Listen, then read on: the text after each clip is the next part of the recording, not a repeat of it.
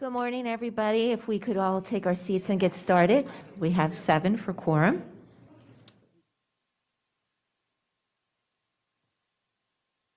I am going to call on Dr. Reed to introduce our team as we go through our Goal 4 report. Thank you, Ms. Derenak-Kovacs. Madam Chair, I'm sorry to interrupt. Do you guys need to do the procedure for us who is virtual? Yes, ma'am. Thank you Thank for you. reminding me. Good to see you, Ms. Keys-Gamarra. Good to see you too. Ms. Keys-Gamarra and Ms. Pekarsky have submitted written requests to virtually attend today's work session due to personal conflicts. Ms. McLaughlin has submitted a written request to virtually attend today's work session due to a medical conflict. All those in favor of approving these requests? That is unanimous with everyone in the room. Thank you.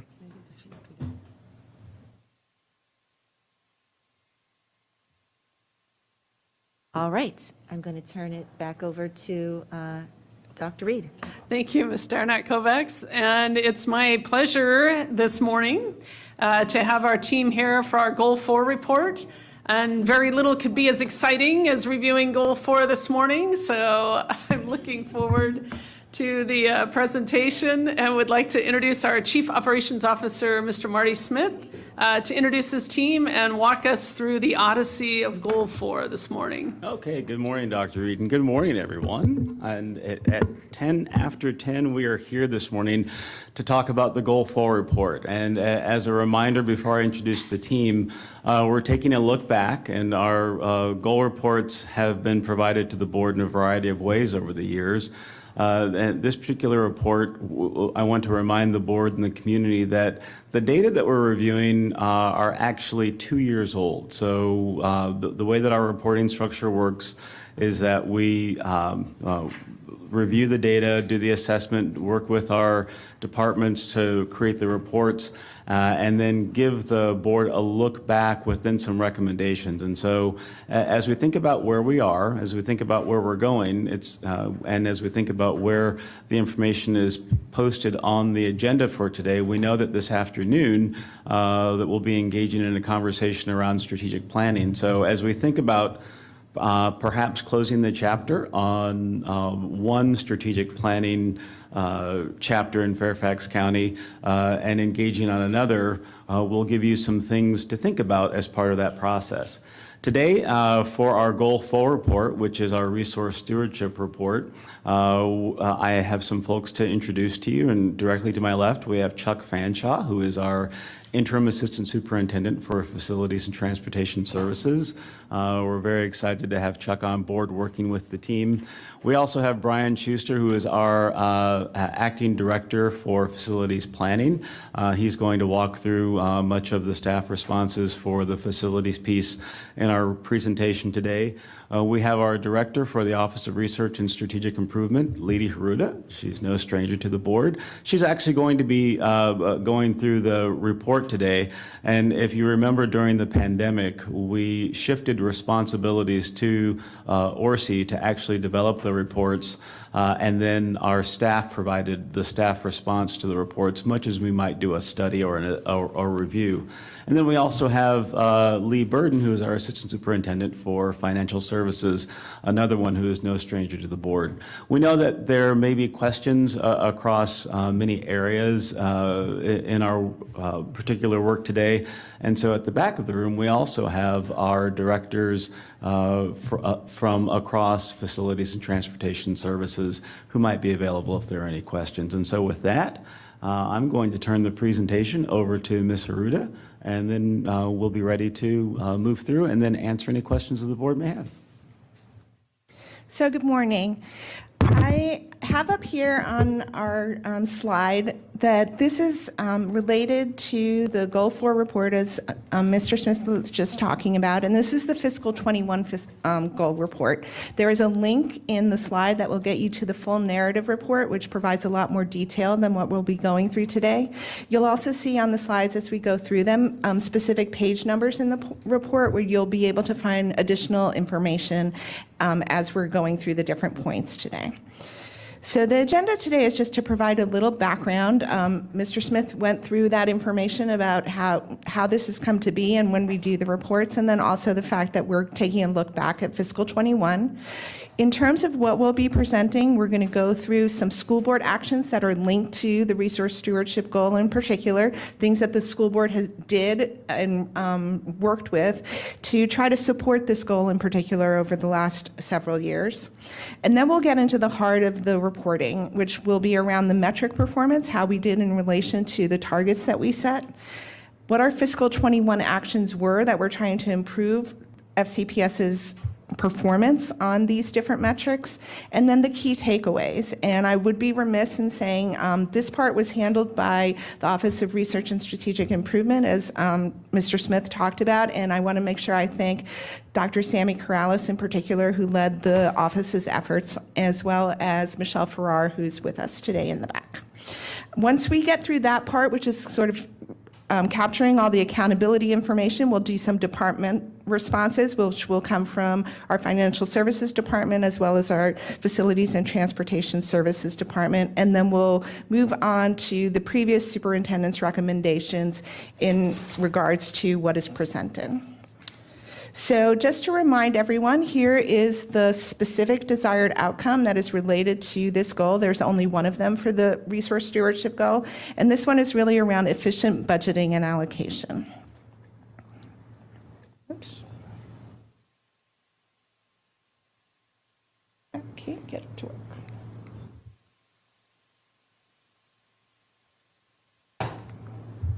Okay, sorry about that.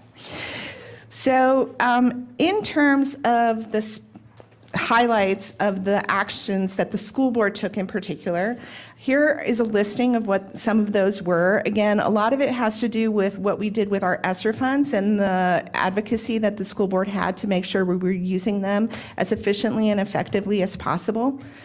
Also, holding regular discussions with the superintendent to make sure that staff, that guidance was provided to staff on decisions about returning our students safely to our schools. Again, fiscal 21 was our COVID year and was largely a virtual year for us.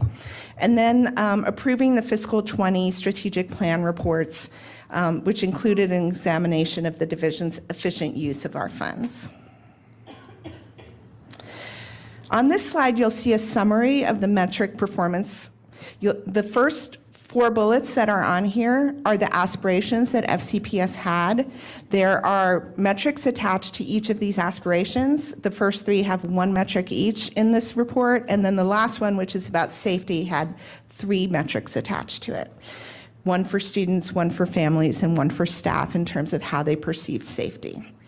In terms of the overall summary, FCPS met or exceeded 2 of the targets, made progress on 1 of the targets, and then no data was available on the safety metrics. And that really had to do with the fact that during this year we did not administer the surveys that we typically get the safety information on.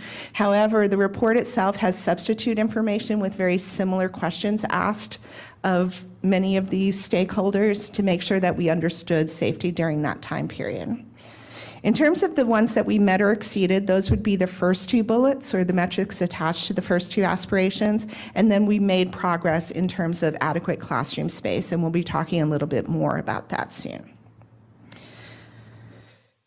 Here's the specifics on each of these. You can see that FCPS continued to meet the aspiration of aligning funding to strategic priorities in particular, and that the number of temporary classrooms was reduced by 95, which presented a 13% reduction from the prior years. And more information can be found in the report, as I said. In particular, that 95 reduction in temporary classrooms was a big decrease and was one of the highest that we had seen over the reports that we've done over the many years for this strategic plan. On this slide, you can see the specific schools that were involved, that were being either renovated or having construction that supported that reduction. And there are 10 of these schools listed. Also on this slide, you can see which of these schools had vestibules added to increase safety. The ones that have an asterisk next to them are those that had that, and the other two that don't have it had already had those put in place. So in terms of key takeaways, FCPS is well positioned to maintain a similar cost per pupil average to that of other local school districts. Moving forward, we all know that the biggest amount of our budget is spent on staff compensation, and we're likely to continue to have that drive upwards, and that would drive the cost per pupil upwards. But that's something that's likely to affect the other local school divisions as well, and so our placement should generally be in roughly the same place. And Ms. Root, if you might go back to slide 8, I think you may have skipped over with the. Slide 8. Yes. Okay. Okay, so in terms of the strategic actions, there were some specific things that we did. We did enhance the budget's alignment with strategic priorities, and that was largely the ESSER alignment as well as what we have typically done in prior years. So that's in the first bullet, and I'm just going to highlight some of the things that are on here. The fourth bullet is also an important one about how we continued, even though the pandemic was ongoing, we continued to increase our capacity through school renovations, despite what was happening with the pandemic, and in fact could improve in our pace on some of them. And then in the sixth bullet, you'll see that there was also enhanced ventilation practices that helped mitigate the COVID pandemic transmission. And that was largely supported by our ESSER II funds. Thank you, Mr. Smith.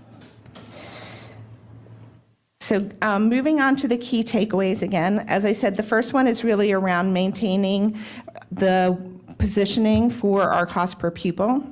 The second one is around updating our strategic priorities. That was something that was paused during fiscal 21, and we know that this afternoon all of you will be having a conversation to help us begin that process of the updating and getting back to getting the strategic priorities established so that we can better align them with our budgeting. In terms of the third bullet, the higher number that we removed in fiscal 21 of the temporary classrooms, which we said was around 95, that pace would have to continue through 2028 in order for us to meet our goal of removing all temporary classrooms. So we'd need somewhere in the neighborhood of 90 to 95 classrooms to continue to be removed in terms of being able to remove all of them by 2028. And then lastly, in terms of safety, during school year 2020 to 2021, we implemented safety strategies that were aligned with what CDC was recommending that helped us to return all of our students and staff safely to school. And with that, I will turn it over to Ms. Burton, who will provide the department response from financial services. Yes, as Ms. Haruta said, we've consistently met the aspirational of cost per pupil falling within plus or minus $1,000 of the WABE average. The cost per pupil in WABE utilizes the exact same methodology among the participating divisions. It's likely that our standing will remain the same in future years. As you all know, education is a labor-intensive industry with about 90% of our salaries and of our budget going to salaries and benefits. But salaries and benefits, of course, are a major driver of the cost per pupil because of that. We were able to give a 2% salary increase in fiscal 22 and step plus 4% in fiscal 23, which should improve our standing, except for that some of the other divisions gave larger increases than we did in fiscal 23. In fiscal 21, our total operating budget was presented in support of each goal area, and within each goal area represented funds allocated to each desired outcome. And then for future budgets, an updated strategic focus will be critical in supporting efficient budget and allocation of resources aligned with our priorities. And so if I can turn it over to Mr. Schuster. Hello, I'll be providing the response for facilities and transportation. The Joint Capital Improvement Committee of the School Board and the Fairfax County Board of Supervisors agreed to increase annual bond sales that fund additional school additions and renovations. This would allow FCPS to design and construct an additional 1 to 2 schools per year, which may increase the pace of removal of temporary classrooms. An increase of $25 million in bond sales for FY23 and FY24 is included for a total of $205 million, and an increase of $50 million for FY25 and beyond for a total of $230 million annually. This additional funding is being monitored by staff as costs for construction are rising given current economic conditions. FCPS, as Ms. Haruta alluded to, was also awarded $33 million in the ESSER 2 funding to improve indoor air quality at all facilities by modifying or replacing some HVAC systems that were past their useful life.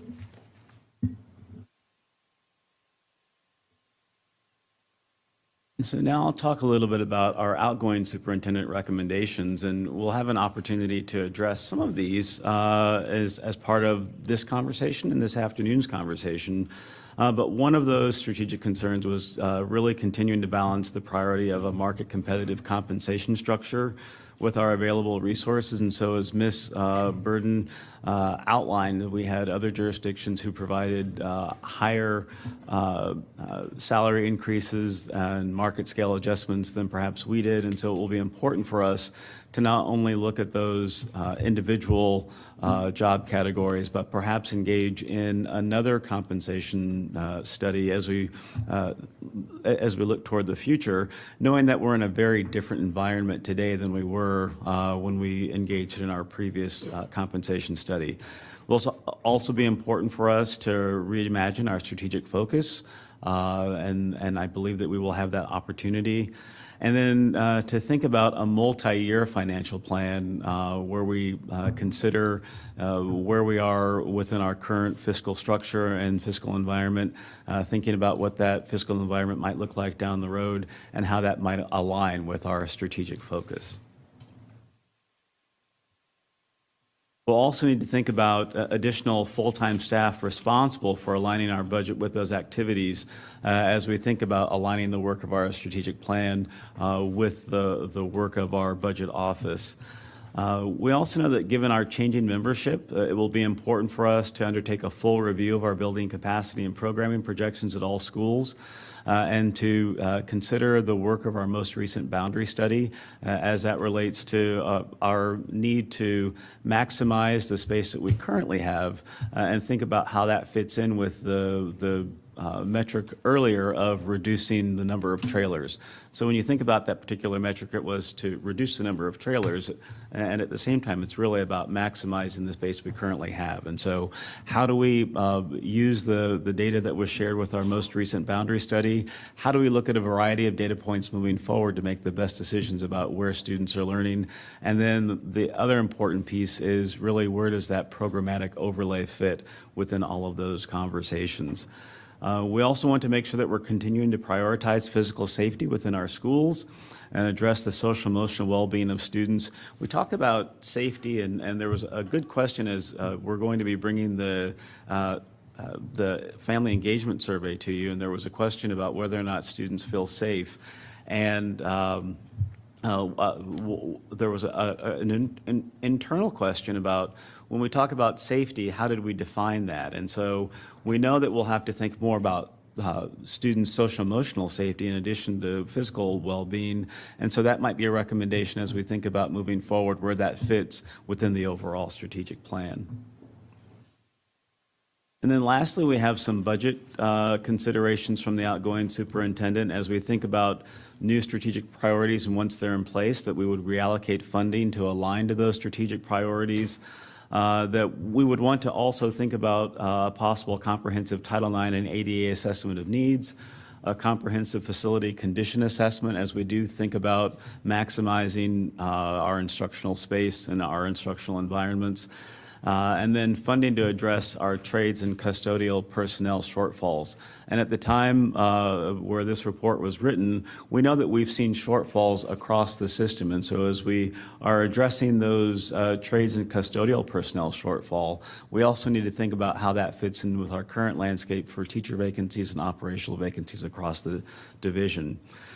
And then lastly here, we talk about our social emotional learning efforts, and they're funded through the division's ESSER III dollars, and consider where that fits within our division priorities, and then what financial supports and what revenue sources we would tap into to continue these efforts once our ESSER dollars are gone. And we know that in having conversations with school divisions across the country, as we think about what happens next when those ESSER dollars are gone, it's a conversation that we're going to have to engage in, and we know that it's a conversation that we're having nationally, and we'll certainly be bringing information back to the board so that you can get a sense of what other divisions are doing as they're trying to figure out how they transition from ESSER dollars to operational.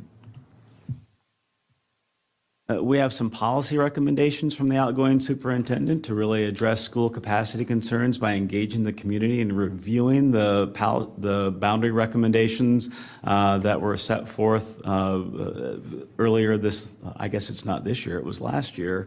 And then also thinking about program placement and the importance of ensuring that our program placements don't work against what we might be doing as it relates to boundaries. And so with that, that is our goal for presentation. We are open to questions at this point.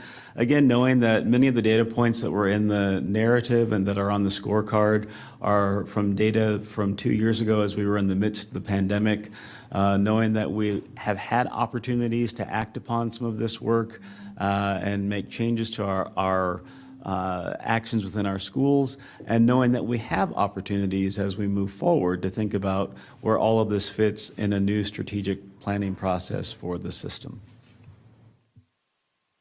Thank you so much, Mr. Smith and everyone up here, your team. Thank you. Thank you for being here this morning.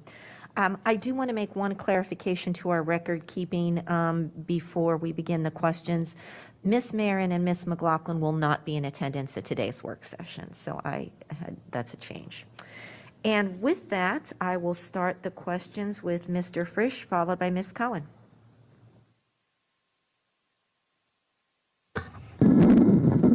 Thank you. First, I want to talk about safety, and this is something that comes up every time we talk about it, feeling safe versus being safe. Do you think that relying on a survey that asks how people feel is an adequate measure of safety? I think it's one way for us to get information. It's an expedient way for us to get information. I do know as we think about that definition of safety, it will be important for us to really parse that out so that we're not just leaving it up to individuals to, well, yeah, I feel safe. But what does that mean? Right. And so I think that as we think about surveys, as we think about other ways to engage with the community, that will be an important conversation for us. I know I'm excited about having the Chief Experience and Engagement Officer on board and thinking about how she's going to work with her teams to engage the community in different ways, or we might be able to address that particular concern in a different way outside of just a survey. On the subject of the survey, it's not scientific, right? So it's a participatory exercise. We measure it based on who participates. We don't weight it in any way. Are there any interesting findings, school to school or pyramid to pyramid, that we should be aware of? Ms. Arruda? So with the data that's presented in this report, there was no disaggregation at that level, so we don't have that information about these data. Typically, the information is off of the Fairfax County Youth Survey, and that is capable of being disaggregated at the school level, so it could be taken a look at in terms of that. But for these data, it's not. That might be the only way this information is useful, is to know if there are discrepancies from region to region or pyramid or school. And I do think with some of the data that's going to come forward with the family engagement survey around safety, there is some disaggregation with that, and so we'll be able to parse that out a bit more. I know that our regions have gotten that data and are working within their schools collectively. Well, whenever we talk about it, I think it's important to say people who, responded to the survey. We have a habit of talking about this in broad terms as if it's scientific when it's not. So I appreciate that, and I look forward to maybe establishing some goals around the safety audit that we've pushed forward that will look at all the safety and security provisions for each school.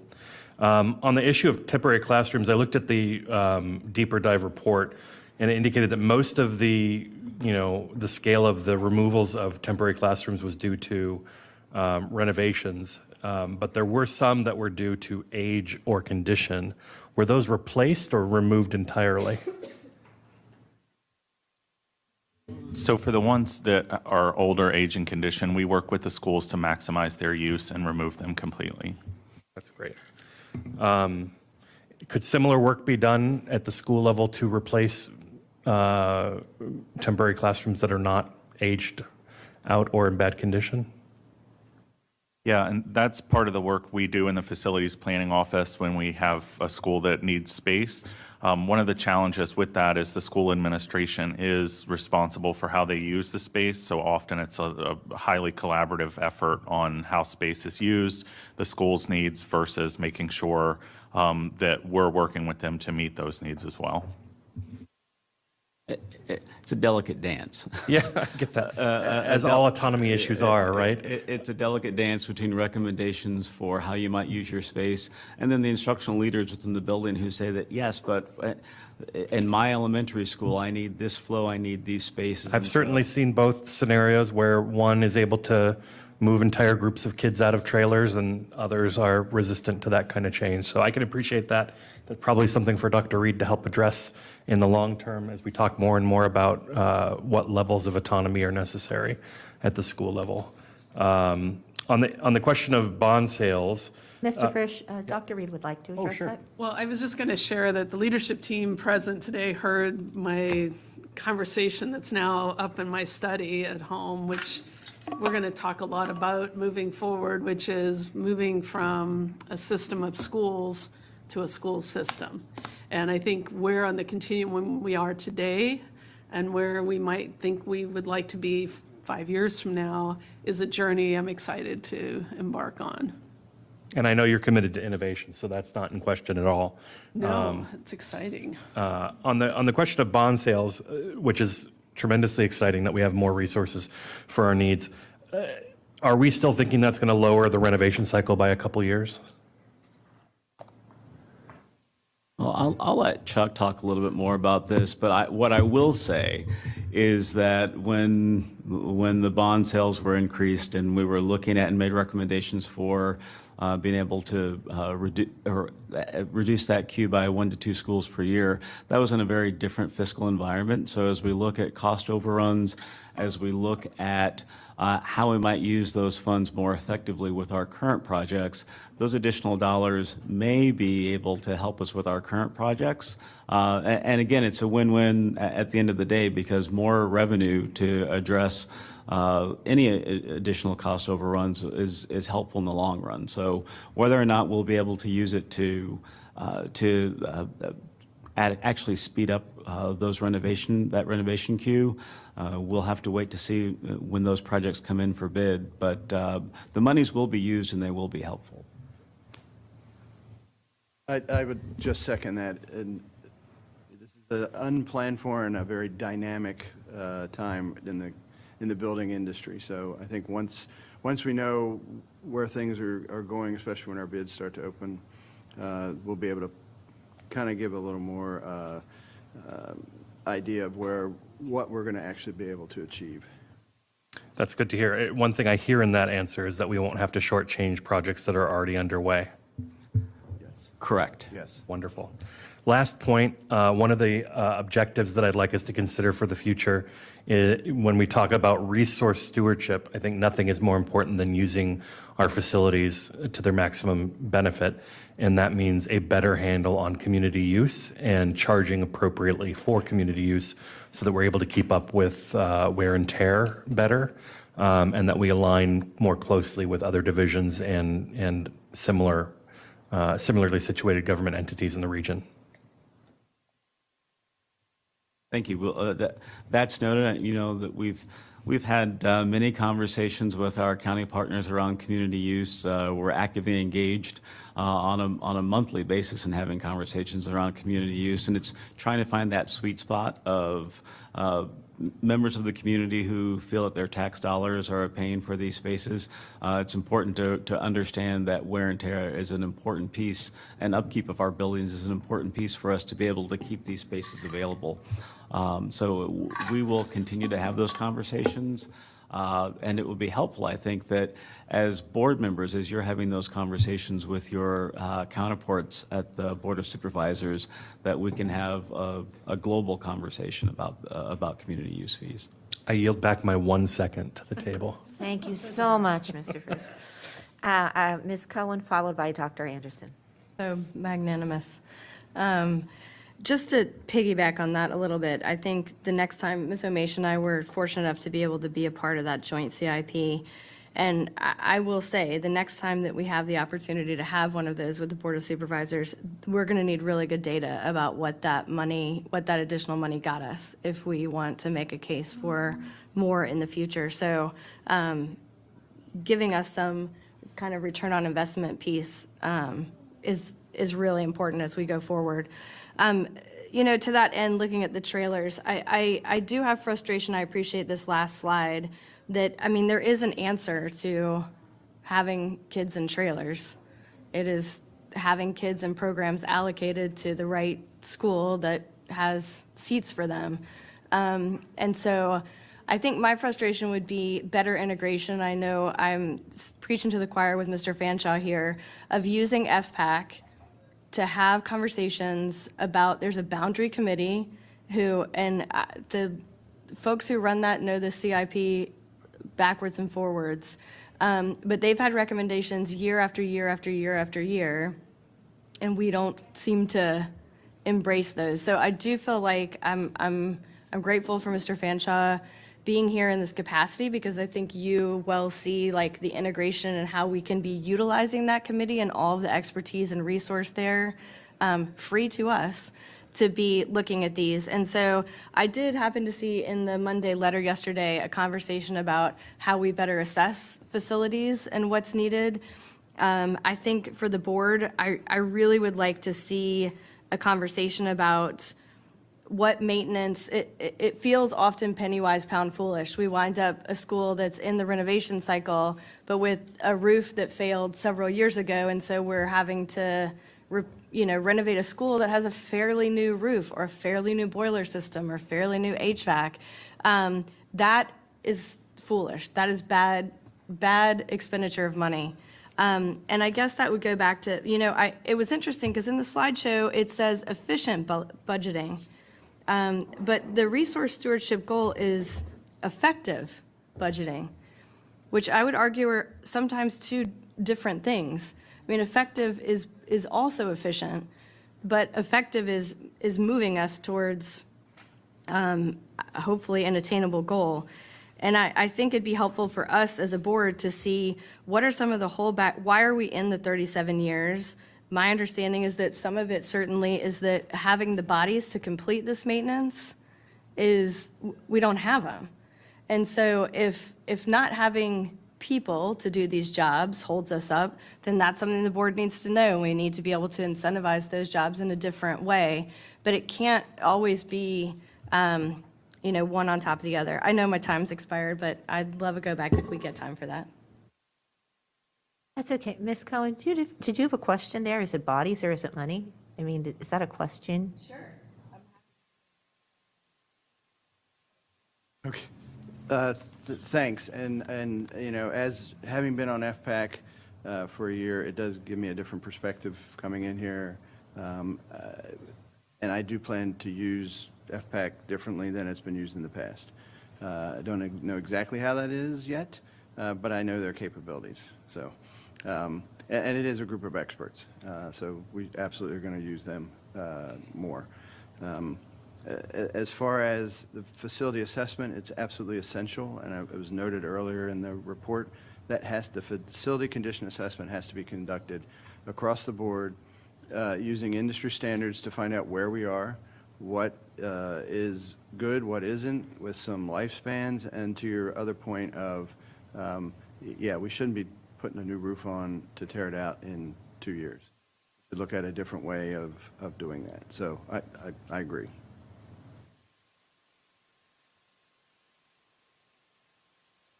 Thank you. Dr. Anderson, followed by Ms. Corbett-Sanders. Thank you.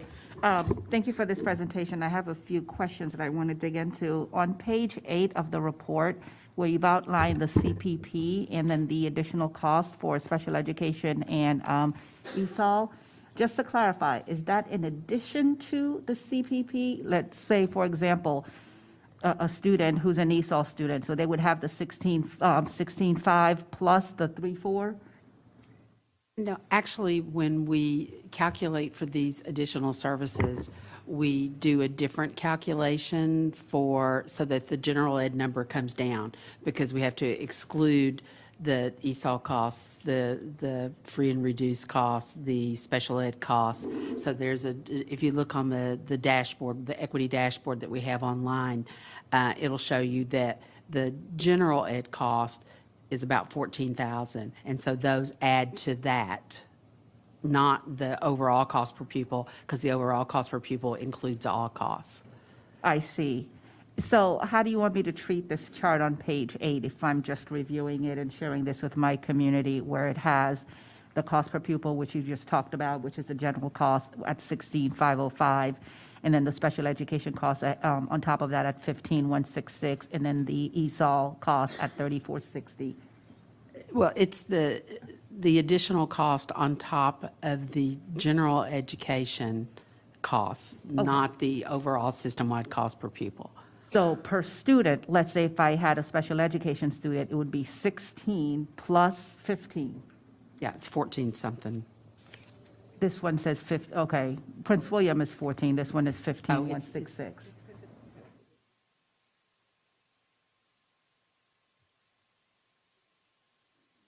Yeah, we didn't include the general education costs by themselves on that. Okay. But I can get you that. Okay, I just want to make sure you know this is what I'm looking at. Is there also kind of a breakdown, the way that you provided for the ESOL students and the special education students for our students at TJ? Because we do know there's additional funding there. I would have to look at the formulas and how it was calculated.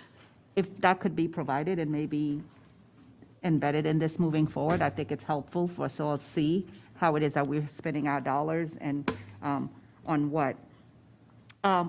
One of the things that I also saw here, right underneath the FY21 actions, cost and ROI, there's no information provided here in terms of return on investment on this aspirational goal. If this is not a planned action, could that be a planned action?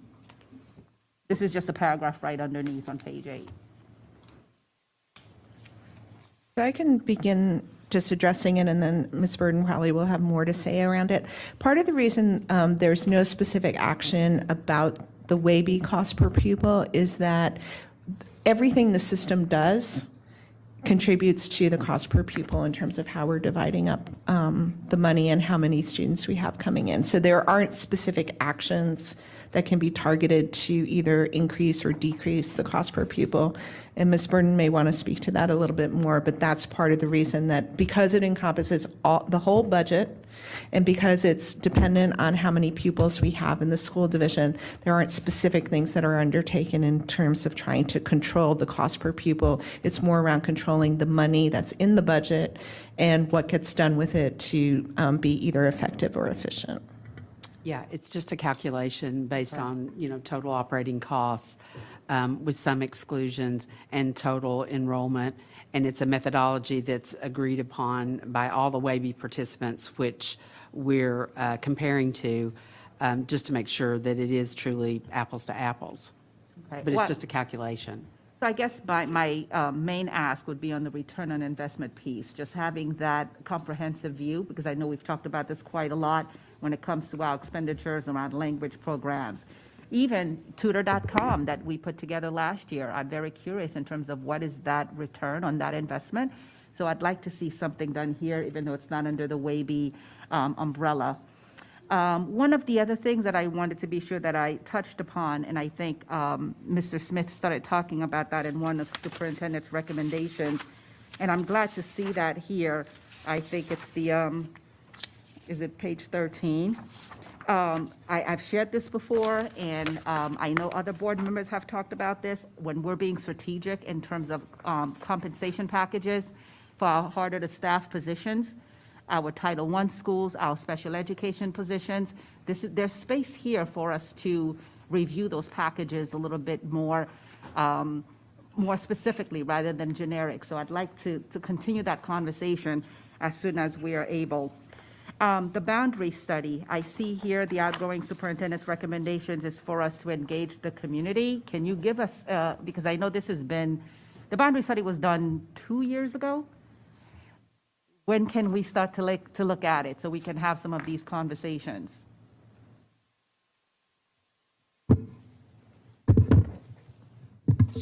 So I would say that if the board wants us to bring the results of the boundary study back, we can certainly do that, and then engage in a conversation on how best to engage the community. I know that there were some next steps from that particular work, and as it was left with the board, that we provided the results, and then those next steps could include working with a group to help us engage the community around what they're particularly looking for as it relates to creating that priority list of what we would look at as the most important reasons for changing a boundary. I know that we didn't engage in that work, and so those are some certain next steps that we could do, and we would look forward to the board having that conversation so that staff could begin that work. Well, I'd like to raise this to our board leadership and our superintendent. That's really key work, and we really need to get back to the business of that because it really will impact all of what we see here. I have some additional questions regarding the trailers, but my time has expired. Thank I'd you, like to Doc- go back, please. Thank you, Dr. Anderson. And yes, we're happy to discuss that and put that on our agenda. I'll address what I recall from the boundary recommendations when I speak my turn. I have Miss Corbett Sanders, and then I have no one else on deck. So if you are all right, I see some people moving.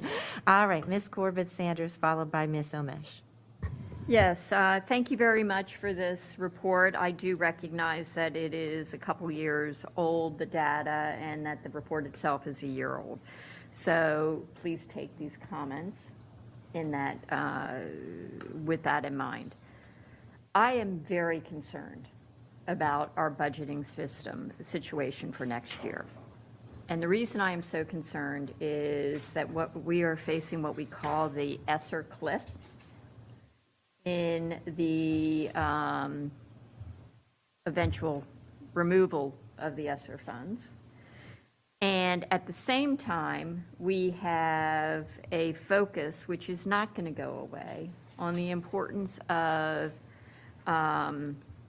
social emotional learning, which is actually, I would love to see us sometime change the terminology for that, because there seems to be some misnomers about what that means, and it really is essential life skills and how we create a positive learning environment for every single one of our students. So I would like to have an understanding from you of what we're doing to prepare for that weaning off of those ESSER funds, while at the same time keeping focused on that work, and maybe that's a question for you, Dr. Reed. My second question is regarding the safety piece, and I'm so glad that my colleague, Mr. Frisch, raised it. But I want to kind of put it in the context of last year after Uvalde, this board took action to have an audit done.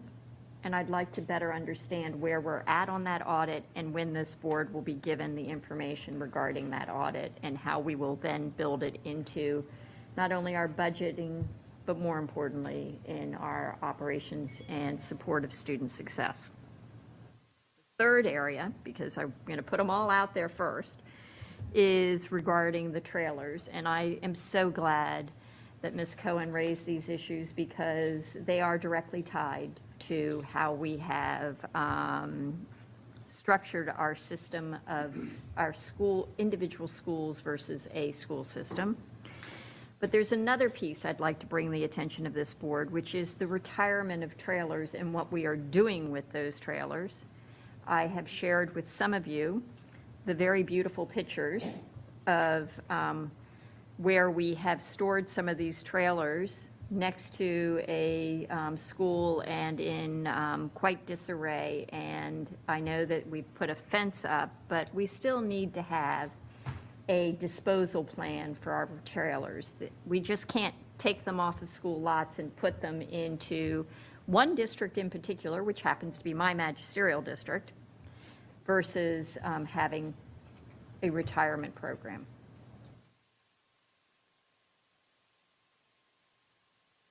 So who would like to answer my questions? So I'll take the question on the independent third-party review, and we've provided some information to the board as it relates to the year-end vote that will happen on Thursday. And so we wanted to provide information on some of those outstanding items, not fully fledged out plans as much as information so that the board understood what our timing was.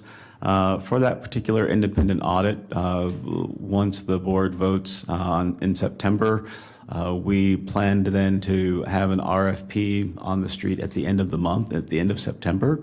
We would then expect to have a vendor in place by November, and then work with that vendor to do a comprehensive review of not only our schools, but our office sites, as well as other properties that we have in the system. When you think about vulnerabilities across the system, we want to make sure that we are working with the vendor to identify and bring back the best recommendations for the board to ensure that we have the safest campus and school environments possible. And then we will be able to work with the vendor in terms of timing, but given that we will be doing a comprehensive review, we would anticipate that we would have something back to the board by June.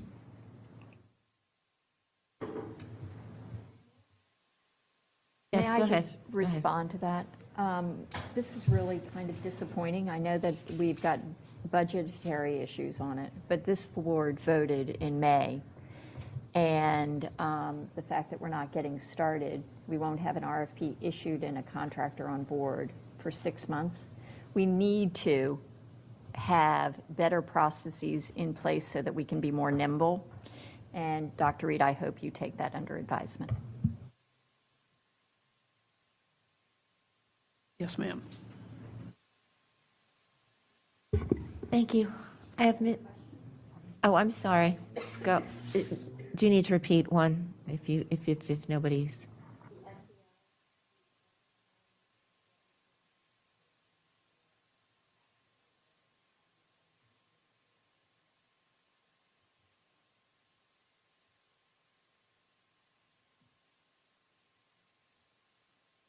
Well, I can tell you that in general, we did everything possible to ensure that we did not have a funding cliff.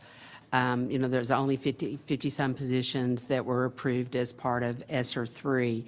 And the positions that we feel need to stay, stay with the school system, then we're building those into the base each year so that we don't have that gap. As far as SEL specifically, there's the intervention dollars, that expire in September of '24, special education contracts. There are some pretty big ticket items that if we wanted to continue in them, they would have a significant increase to our budget.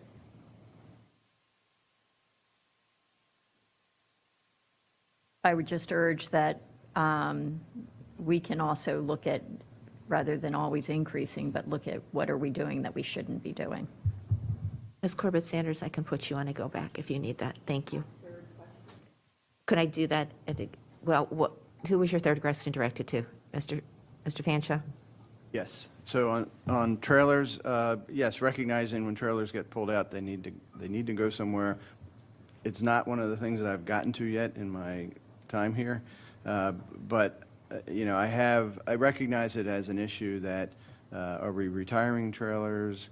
Do we have a further need? And a disposal plan would have to be worked in. I believe we've already had some conversations with the county. There may be an alternate use for them. So it's really finding the path for excess if we have it.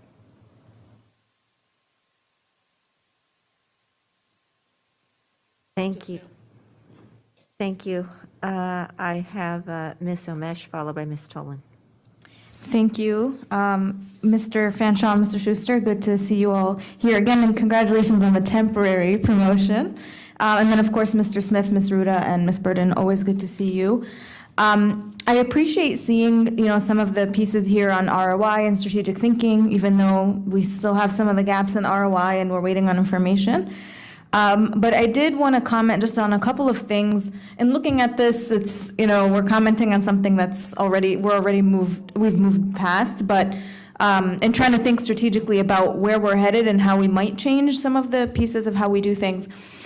Did we include any of the thinking around the ESSER audit and/or C oversight combination of the use of that money on the school level? Was this supposed to be reflected in this report? No, so this report really is that look back. So when we identify those ESSER funds and how we use those ESSER funds, they didn't necessarily have an impact on the data from FY21 as we were bringing it forward to the board. And then we're bringing that information to the board in different ways. And so we'll be bringing an update on the spend of our ESSER dollars. Our OAG is providing regular updates to the board about how those dollars are spent. So it wasn't tied to this particular report, but we are bringing that information forward to the board. Okay. Mr. Smith, do you mind just providing a little bit of background on what that was for Dr. Reed, who wasn't with us at the time? Just so I don't use my time on it. Well, that's a great strategy. Let's hope we'll see if that continues in other questions. So when we look at the ESSER dollars, the OAG is looking at how our compliance with the spend of those ESSER dollars. Are we complying with the grant? They're taking different snapshots of our work and providing that update to the board. As we look at the overall spend of our ESSER dollars, we have several different categories that we're looking at.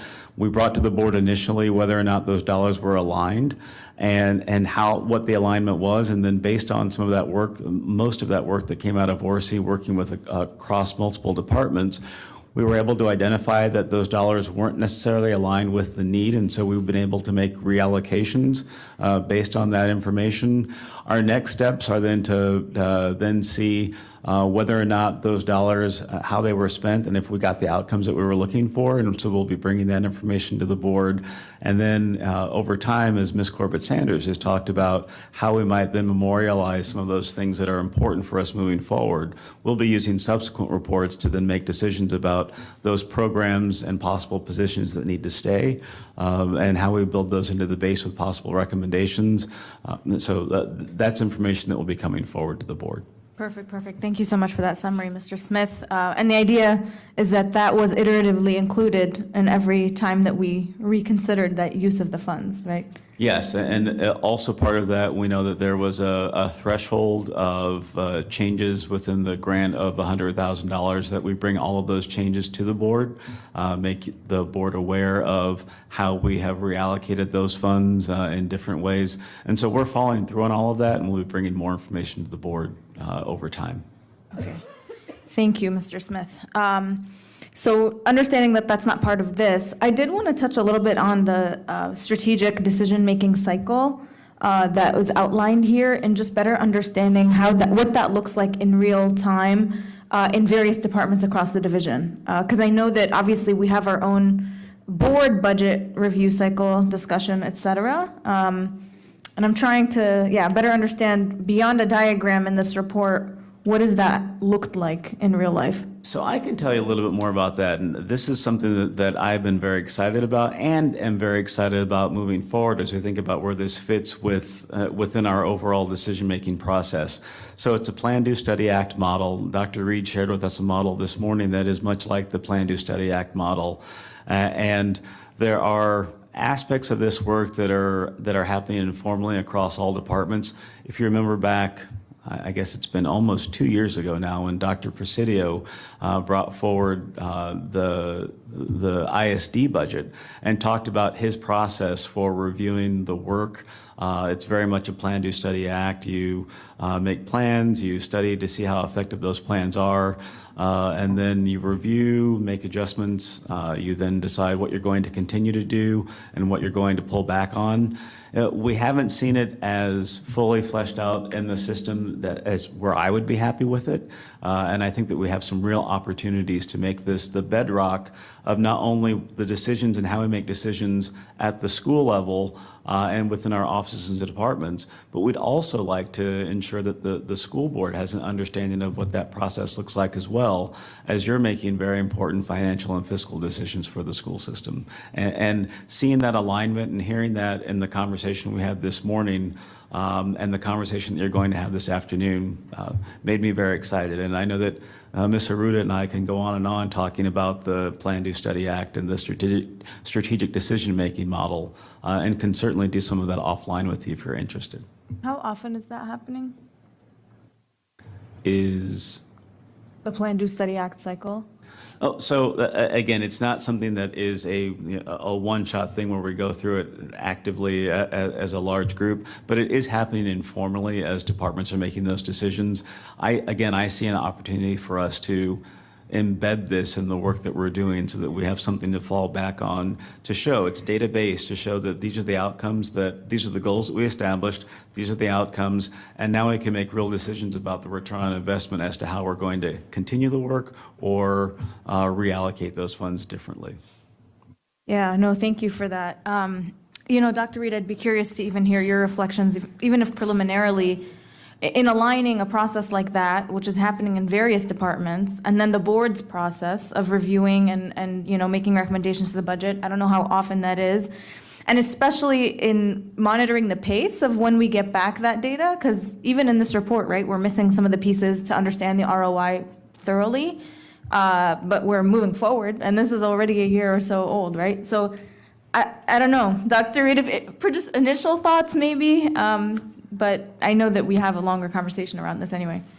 Thank you, Ms. Amesh and Mr. Smith, for raising the topic. I think when we've talked about governance and sort of how we integrate all the different data points, that's going to be key in how we look at our governance model. I will also say that the topics we're discussing this morning all layer into each other. The boundary discussion is really part of a program placement discussion, which is really part of a migration within the division discussion. And at the end of the day, it's a justice-centered discussion. And so we really need to think about these together and not separately, which is why the topic of our strategic planning process is going to be so important and honestly so timely this afternoon. You can't have a process without accountability because the accountability will determine the outcomes. So I'm thrilled to be headed in that direction. And this is a great data point this morning for why I think we need to take a look at our timing and our tactics. Awesome. I'm glad to hear some excitement, and Mr. Smith, your enthusiasm around this model. Hopefully we can sync that with some of the board's work, and that way both sides of the division are doing it holistically. Thank you for that. I wanted to also just touch on the cost per pupil piece. I'm a little bit concerned about it being a metric that we lean on because it's telling us something, but it's also not telling us so much. And I'm about to run out of time, but can somebody just outline for me where the thinking began that this is a problematic, point of where we are? Understanding that that's not we're aligning with the Weiby average, but how we mapped out that it's an issue, or was it really just that it's a number and we're far beyond the average? And I'll just pick it up with my go-backs. There are only a few of us at the table who were around when the strategic plan was developed way back in 2014. And so we had lots of conversations. We used a lot of different data points. The board had multiple retreats actually looking at data and looking at that time the best way to identify whether or not we were being fiscally responsible with our resources. And at that time, the cost per pupil was a great metric for us to use as we compared ourselves to other jurisdictions. And so as we think about strategic planning moving forward, that may or may not be the best metric moving forward, but based on the thinking at the time, the information that we had available at the time, the input that we had from Portrait of a Graduate, other community sessions, that was something that was important for the community and the board at that time. My question is slightly different, but I'll come back to it later. Thank you, Mr. Smith. All right. And I'll be happy to answer that too on your next go-round. Ms. Tolan. Thank you. And I'm happy to follow Dr. Reed on your discussion on strategic plan, because when I was looking at this information and realizing for a whole variety of reasons the age of the information that we're looking at, I decided to just look forward into our strategic planning process and how this information is helpful as we go forward. So a couple of comments that I have, I was thinking about the trailers and just counting the number of trailers as being a goal.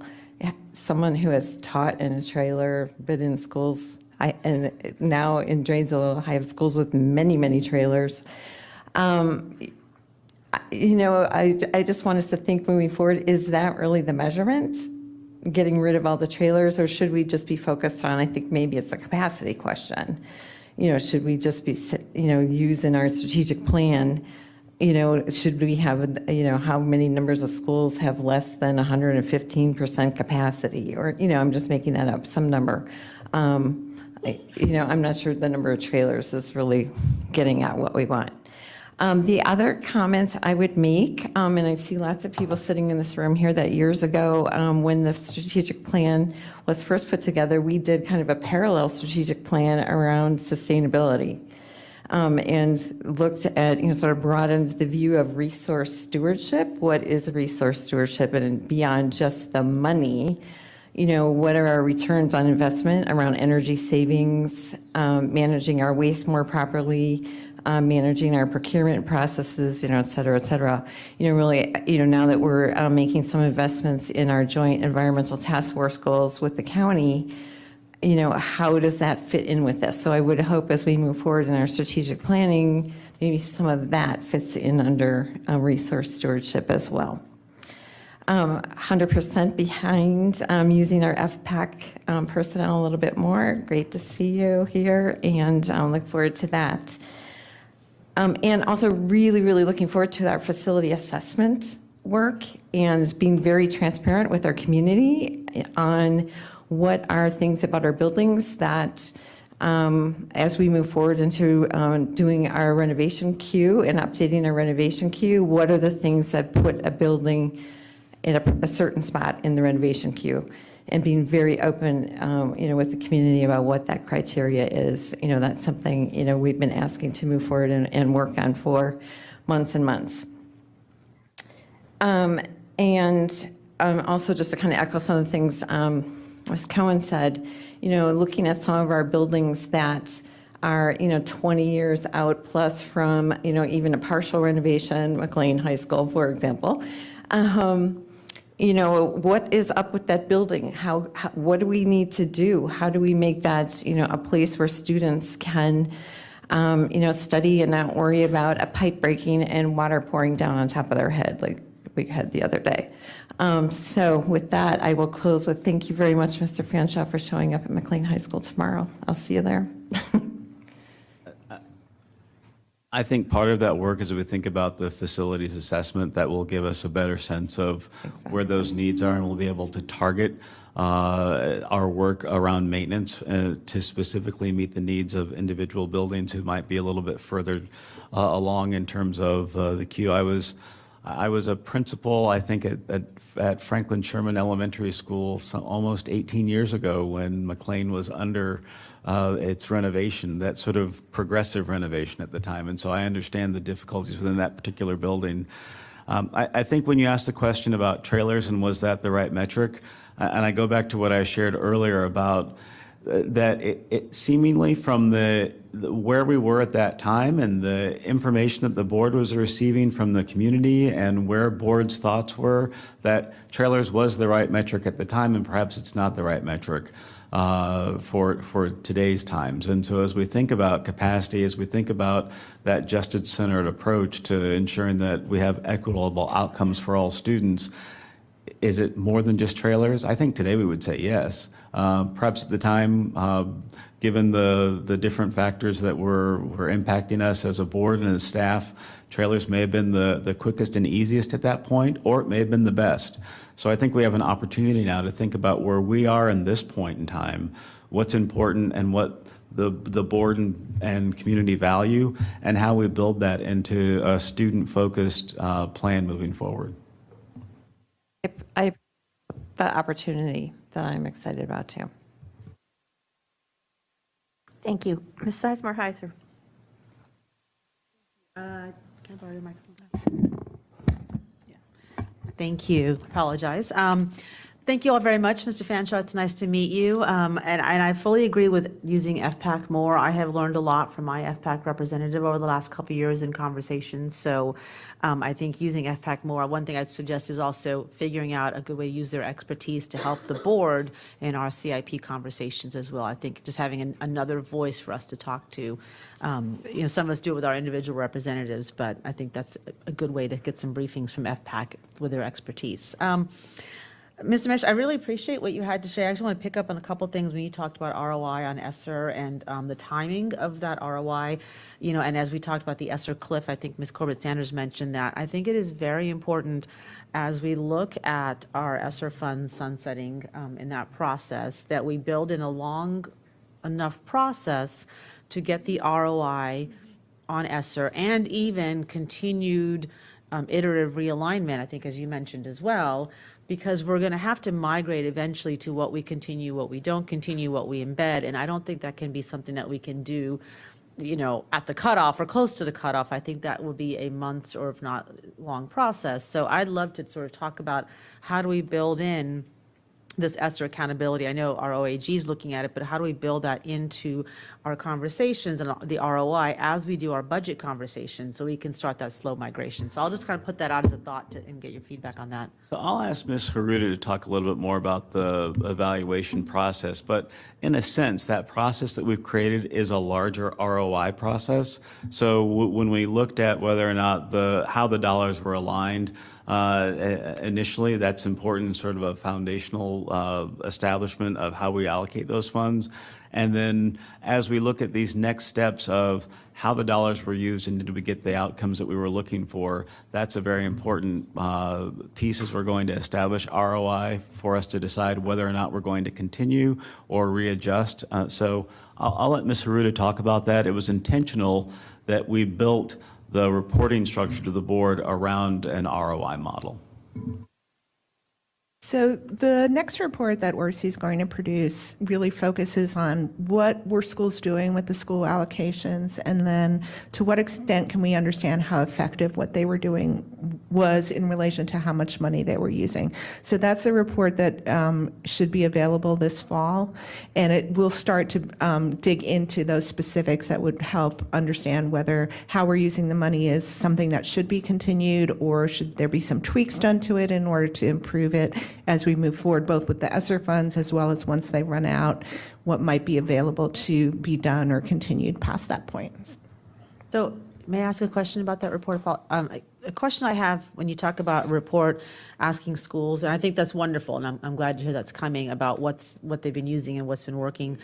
I would sort of dig into a little bit what data points we're expecting from schools in terms of demonstrating that ROI, and also some analysis on trends perhaps that you're seeing, across counties. You're looking at the different schools, and I'm sure that's included. It's just my thoughts I wanted to share with you based on what you just said there. So I'll try to answer it, and you let me know if you want more digging into a specific part of it. So we're not really asking schools to do an RI. What we're asking schools is to give ORC information about how they've used it, and that comes from both what they did in their SIP planning and their original budgeting in terms of how they planned to use the money and what they did with it, as well as how they actually expended it during the year, and what we can understand from the data that we do have in terms of which students participated, and then the outcomes that are associated with them, both on the academic side as well as the wellness side. The information that we gathered, you probably will recall that they didn't necessarily get their funding immediately, and so some of this was kind of happening during the year. And so we will do the best with the information that we have from last year to be able to get at that. But we're not asking schools to do any kind of ROI. That's something that we're doing divisionally to take a look at it in terms of what seemed to be working or not working as well as possible based on what we were able to gather given kind of the timeline that they had to use the ESSER funds last year.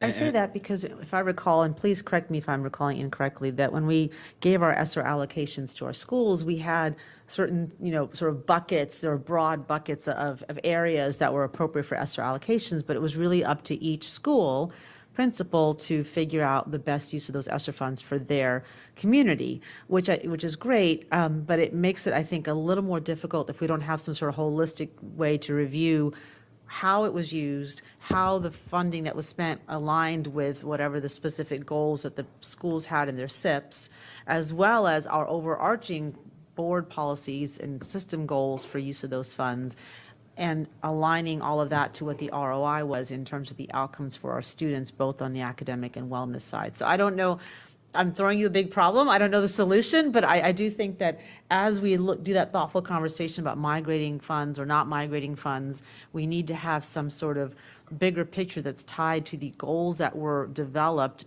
at the school level, because these were developed and funded at the school level from that aspect. So I know my time is almost up, so I'm just going to put that out there. It's obviously a longer conversation, and I really appreciate all that you've shared so far.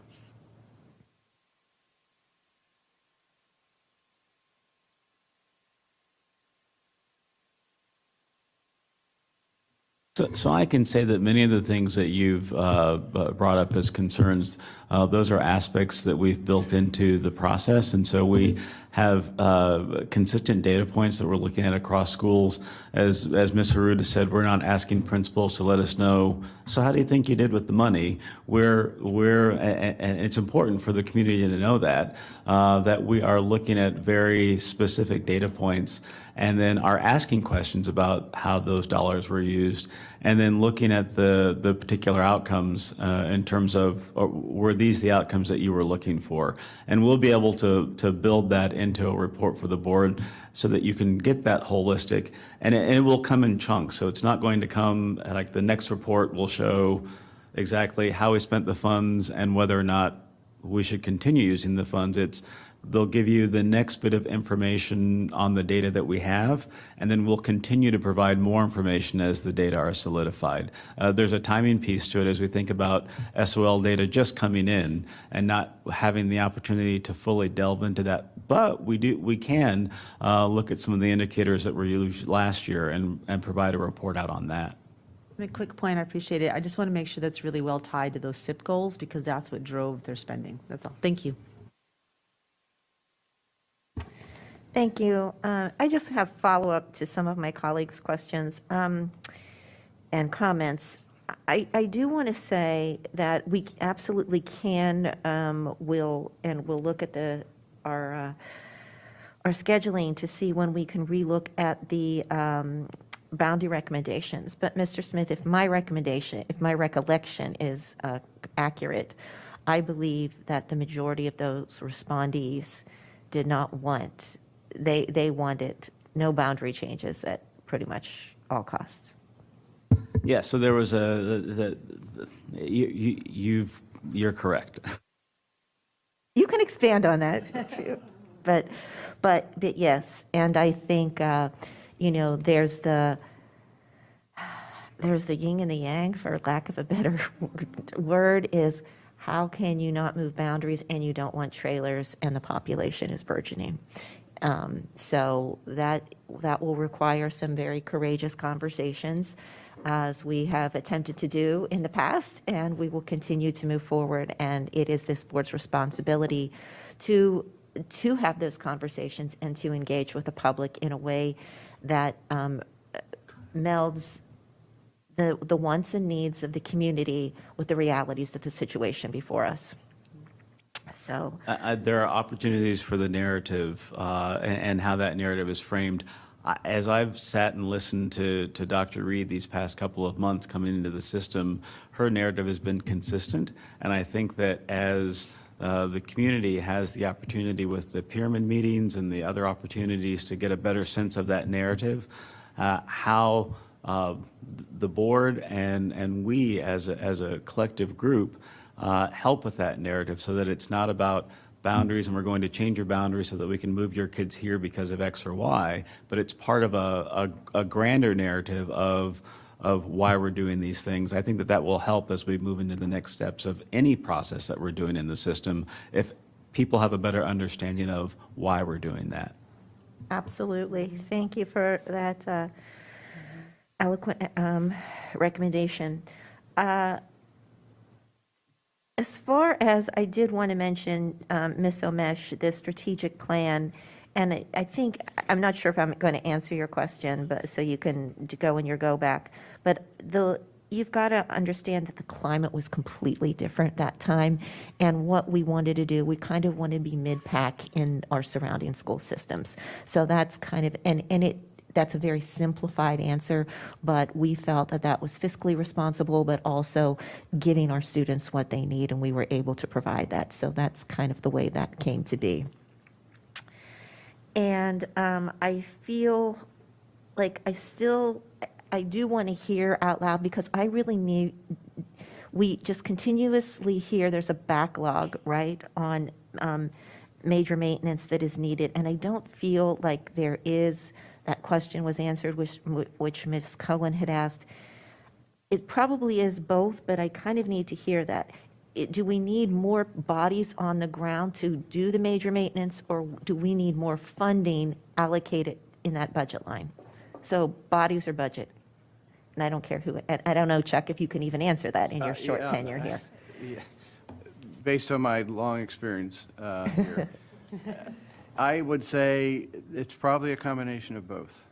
I know we're understaffed on the in-house maintenance side, which has an impact, which, I mean, naturally, if you can't perform preventive maintenance, systems deteriorate, which then creates a bigger maintenance or repair issue.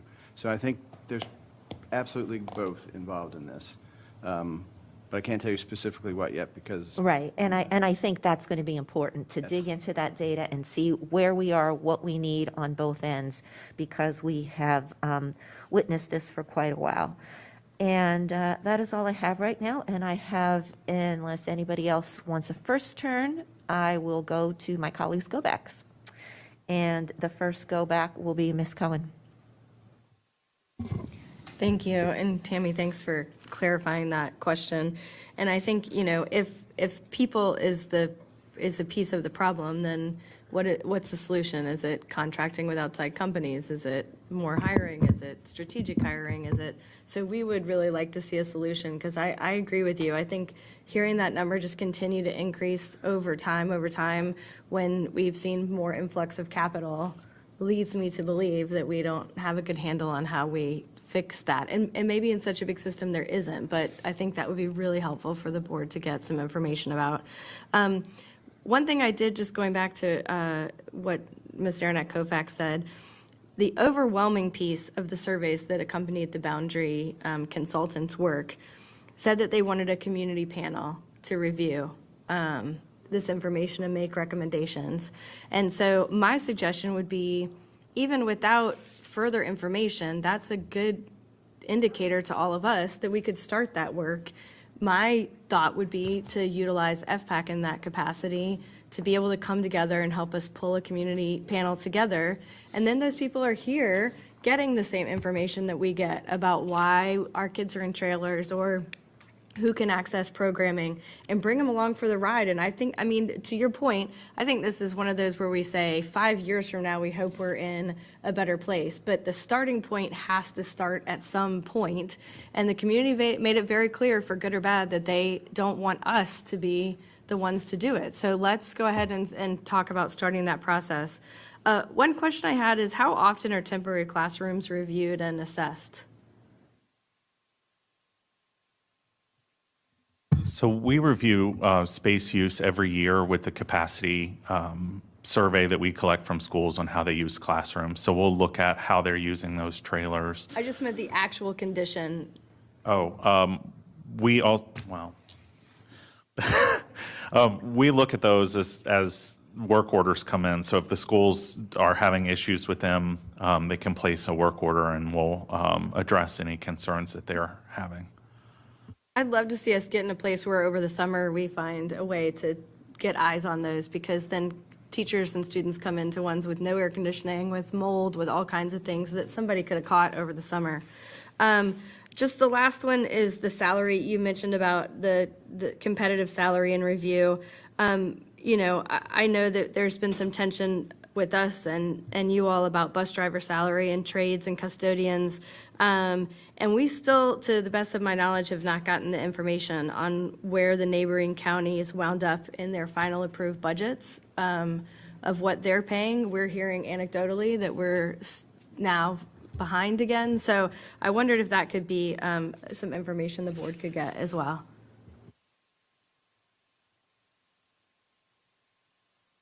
Thank you. And I see you're writing down, so the anecdotal about the bus drivers is important for clarity for us as a board. Dr. Anderson, followed by Ms. Corbett-Sanders. Thank you, and thank you for the information that you all provided. Just going back to one of my smaller questions about the metric that looked at the reduction of the trailers. That's all based on new construction. None of it is based on decrease of enrollment or even current boundaries, because I know, and I think the timing of it may be a little bit off, the boundary that was done in McLean Langley and also the boundary adjustment that was done in the Justice Pyramid, is that included in this data set? So it includes all removals, whether it be renovations, age and condition, and boundary adjustments. For this specific year, the Justice Pyramid boundary adjustment wasn't included in the FY21. The McLean was, and we also installed the modular addition there, which removed the temporary classrooms because the modular has the classrooms and the restrooms in the corridor.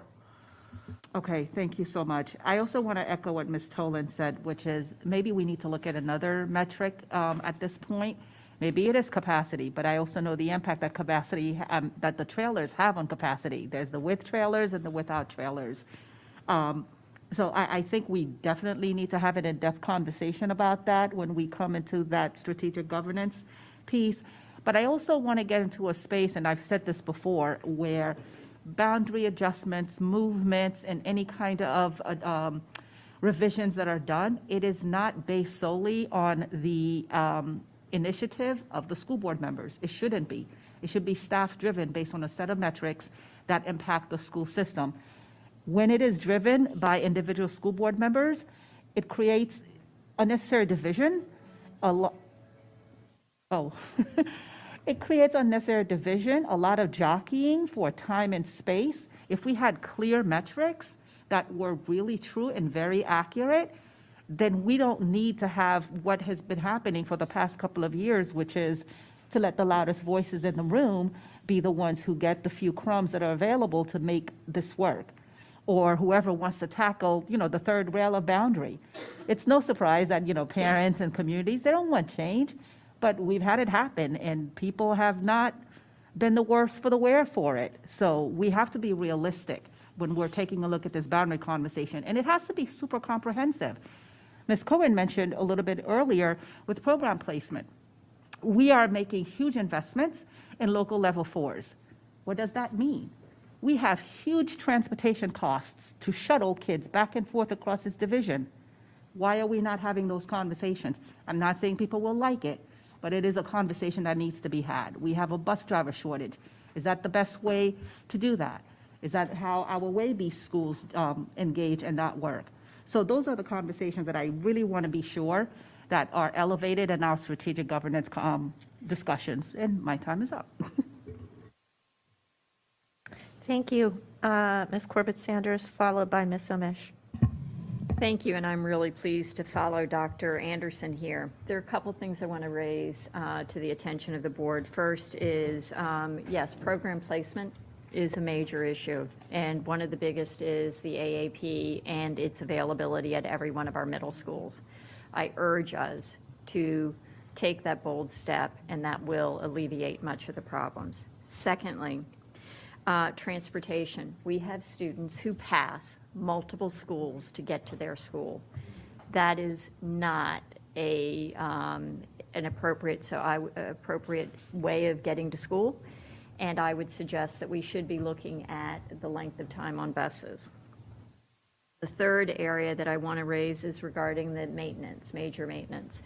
I read an interesting article recently, and I think it's one that I would like to raise the attention of this board to, which is linking those jobs and those skilled labor jobs with our CTE programs, and perhaps having a work-study program which allows for our students to gain the skills in major maintenance, in electrical, in plumbing, in other areas, be it building trades, and actually get paid for those hours as they support the operations of the system. It also allows for students to have a job as they come out of school that is likely to pay more than a living wage.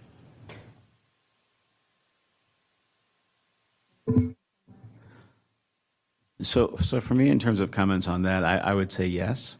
And then I also, there have been lots of questions around bodies. And as we think about changing the narrative of what it means to be an individual who works for Fairfax County Public Schools and what the benefits of that are, when we look at competing with other entities for, so we always think about comparing ourselves to other school districts when we're looking for teachers, because teachers are working in school systems.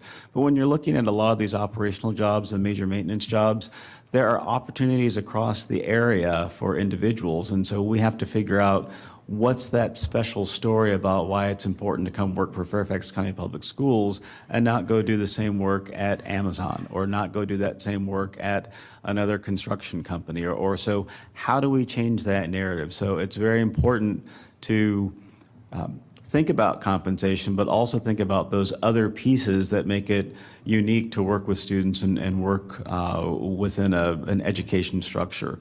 And so it'll be important for us as we think about that narrative, not only here at this board table, but thinking about that narrative with the new CXO, with the communications office, so that we have people lined up here at Gatehouse wanting to work for schools versus us having to go out and find them and explain to them why they should be working here. We want them to come to us at the same time that we're going out and bringing them in. So you raised some very good comments there, Ms. Corbett Sanders, and so I say yes, because all of those things are important, and there are opportunities there, and we have to figure out how we get those bodies here so that we can help those individuals, help our students do some of this work that is part of that training ground. Well, I would just suggest that we should come back to I would like you to come back to the board with a plan in this area, an evaluation of it, because we have numerous students who are expected to contribute to the cost of living for their families. And this is an area where we not only will probably pay more than the local fast food, but it gives them a long-term job. There are opportunities for us with our operational Grow Your Own programs to ensure that we have more students taking advantage of those programs, and that we would have as many taking advantage of those programs as we do our instructional Grow Your Own programs. Thank you. Ms. Omesh, followed by Ms. Tolan. Thank you. I appreciate the comments made about bus drivers and other operational staff, and certainly support the points raised. So thank you, Ms. Cohen. And also would support, of course, any initiatives that empower our students to find opportunities for jobs and whatnot. I did want to build back on the cost per pupil piece. Appreciate Ms. Dernak Kofax sharing. Of course, it was a different time when this was first outlined. But I think of this even beyond just having it as a metric. It's a useful data point, obviously, within the context of many more. But I wonder how we might be able to expand our understanding of this to even internally. I remember when thinking about our county from an equity standpoint and thinking, have we ever taken a look at cost per pupil across the division? And then with the understanding that we also do needs-based, funding, right? We provide certain programs depending on the deficiencies that certain students may present with or show up with. The staffing formula is its own thing, right? And determining based on certain factions of need what is out there. So I'm struggling with this one because I don't know. Disaggregating it could be useful from an equity standpoint. Could also be counterproductive in showing certain things in terms of where funding is allocated, where it's needs based. So by definition, it may not actually be right, and even cost per pupil. I'd like to hear some reflections around that because I don't know what to do with a number like this, and understanding that we're looking at it in context of the WABE average, but still. From an equity standpoint, I'm not sure what it tells me, and I don't know how we move forward in a way that's productive with it, where I think it could be very helpful, actually, in telling us, hey, there are pockets of inequity in our county and how we're doing this. So for that, and those are all great points, and I believe that context is key. And so when you're trying to answer a question, you develop the question and what are the data points that will give you the answer that you're looking for. And for many years in this system, our comparison to our neighboring jurisdictions in terms of the dollars that we spent per pupil, it's something, it was a badge of honor for the Fairfax County community to say that we are, we're not the most expensive school system. Our cost per pupil aren't as high as others. But when you look at that through another lens, it might mean that you're paying more than other jurisdictions. So maybe we do want to be at the top of the WABE guide. And then at the other end of the continuum is that, and we're not spending the lowest amount on students, we're somewhere right there in the middle. And so that comparison has always been important for us. As we think about this next conversation, what questions do you want answered, and is that cost per pupil number important for the work that we have moving forward? And then if it isn't, when you think about the question, we'll work on how we can identify the data points to answer that question. So at the time, cost per pupil was important because it was important for us to compare ourselves and to be in the middle. I think that today, given where we are and knowing where compensation structures are in other systems, we might want to be a little bit at the higher end of the spectrum because we know that that's compensation. And that's the way that we attract and retain individuals, one way that we attract and retain. And so maybe the strategies that we've been employing for years don't work today, and we have to figure out what those new strategies are moving forward. Thank you, Mr. Smith. Ms. Tolan, followed by Ms. Sizemore-Heiser. Yes, just a couple quick comments. Dr. Anderson, I just wanted to clarify on the trailers versus modulars. In our CIP, we have modulars and without modulars, but the trailers are included. The modulars are included in the square footage of the building. The trailers are not. And I guess that's part of our conversation too. I do view modulars as temporary facilities. So, which is why as we move forward in our conversations, what is the metric that we're looking at? We can talk further. I had the good fortune of attending a panel earlier this week with Jeff McKay and other boards of supervisor chairs from across Northern Virginia, talking about just priorities for the region, and it was all about workforce. So, the comments, Mr. Smith, that you made earlier around, especially for our, maintenance workers, bus drivers, food and nutrition, you know, we're not necessarily competing with other school districts, we're competing across all industries. So, you know, how do we deal with that? I just wanted to put it on the table. You know, I think, you know, I've been a huge supporter all along and continue to be a huge supporter of our Trades for Tomorrow program. We have some great work that our CTE folks are doing in conjunction with the county to train our students in vehicle maintenance. The programs are small, and of course we had big hiccups with COVID for these programs, but I think we need to look really hard at expanding those and growing those, and really, I think workforce with the capital W needs to be what we're really looking at as we move forward into our budget process this year. Also, you know, we've got collective bargaining going on at the same time, so we have a double whammy there. So, as I think about the conversation today, and we're hitting on different parts of aspects of a strategic planning process that was perhaps, and again, given where we were at the time, perhaps a Band-Aid approach to the work. When you look at trailers, trailers are a Band-Aid approach to capacity. And so do we want to focus on how many Band-Aids I have on my arm, or do we want to focus on why I have to have Band-Aids on my arms? And how you're going to keep me from being in the situation where I don't have to keep going back and getting Band-Aids for whatever I've been doing. So there are opportunities now as the board thinks about the approach, and given where we are, and there are times when Band-Aids are the best approach. And then there are times when we can be a bit more thoughtful with the work moving forward and create that plan moving forward. And this is an exciting time to be able to think about what that work looks like moving forward. So it goes back to that question earlier of whether or not trailers were the right metric at the time. Perhaps they were, but moving forward, we have to figure out what question we're trying to answer. Ms. Sizemore-Heiser? Thank you. I actually am really glad to follow on with Ms. Tolan, because I had a note in here about talking about workforce and kind of grow your own programs.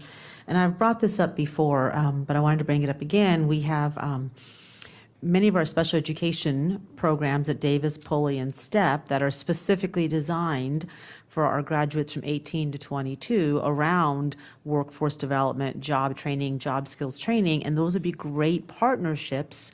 Internally, having gone to visit those schools, they often talk about wanting to expand their work with giving opportunities for the students to work within FCPS. I will say transportation is a barrier to that. Having talked to them, my understanding, and this is just my understanding to you, is that transportation has a 5-mile radius rule from those schools to work sites. And seeing as the two different work sites are in two very different locations in terms of availability of work sites, I think that creates, so that may be something to look at. The other thing I wanted to bring up with transportation is the issues with transportation for students attending our alternative high schools like Mountain View. My understanding is that they're required to go to a bus depot, which creates an issue of those students trying to get to their school. So I think there's a lot of room to look at transportation from a justice and equity lens, and also a barrier to accessing some of our academy programs. And I know sometimes I think schools say if you don't have 5 students from this high school going to an academy, you can't get transportation, which creates another justice and equity program. So just something to flag for you as you're reviewing transportation as potentially a barrier to some of these. But I really encourage you to talk to some of our principals at Pulley and Davis and our STEP program coordinators around these in-house internships. I'll mention it again, the unemployment rate for people with disabilities for autism is 70%, and we have a workforce shortage. There's something wrong right there. And then about the per pupil spending, I'm really glad you brought that up, and I'm really glad you clarified sort of the background to that. I think there's a lot of space to look at our metrics again. We may be middle of the road for WABE guide for per pupil, but when you compare that, map that to our class sizes, I think there's some room to look at in general as we have these strategic programs, is what does it mean to be a world-class system, and what does it mean to be fiscally responsible? I'll stop there. I know my time is up. Thank you.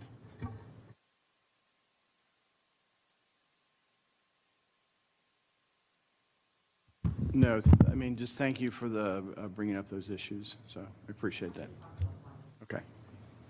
And we can certainly look at some of those issues, and I think that there are opportunities for us to to sort of coin the phrase from Nike, just do it for some of these initiatives where we've been talking about it for some time. Let's see what we can do to put some of these programs in place to ensure that we get more people to work, that we get more opportunities for kids who haven't had those opportunities. And so, yeah, I'm in a good mood today.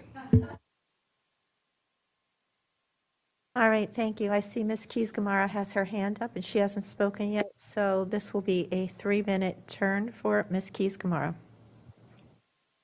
Thank you, Ms. Dearnette Kofax. I have really appreciated the conversation today and everyone's input, and just in listening to, as people mentioned, things like boundaries and the use of our committees and input and understanding how for the community, perhaps they haven't understood how we have made some of these discussions and how we've made some of these decisions and how transportation adds to it and those various costs.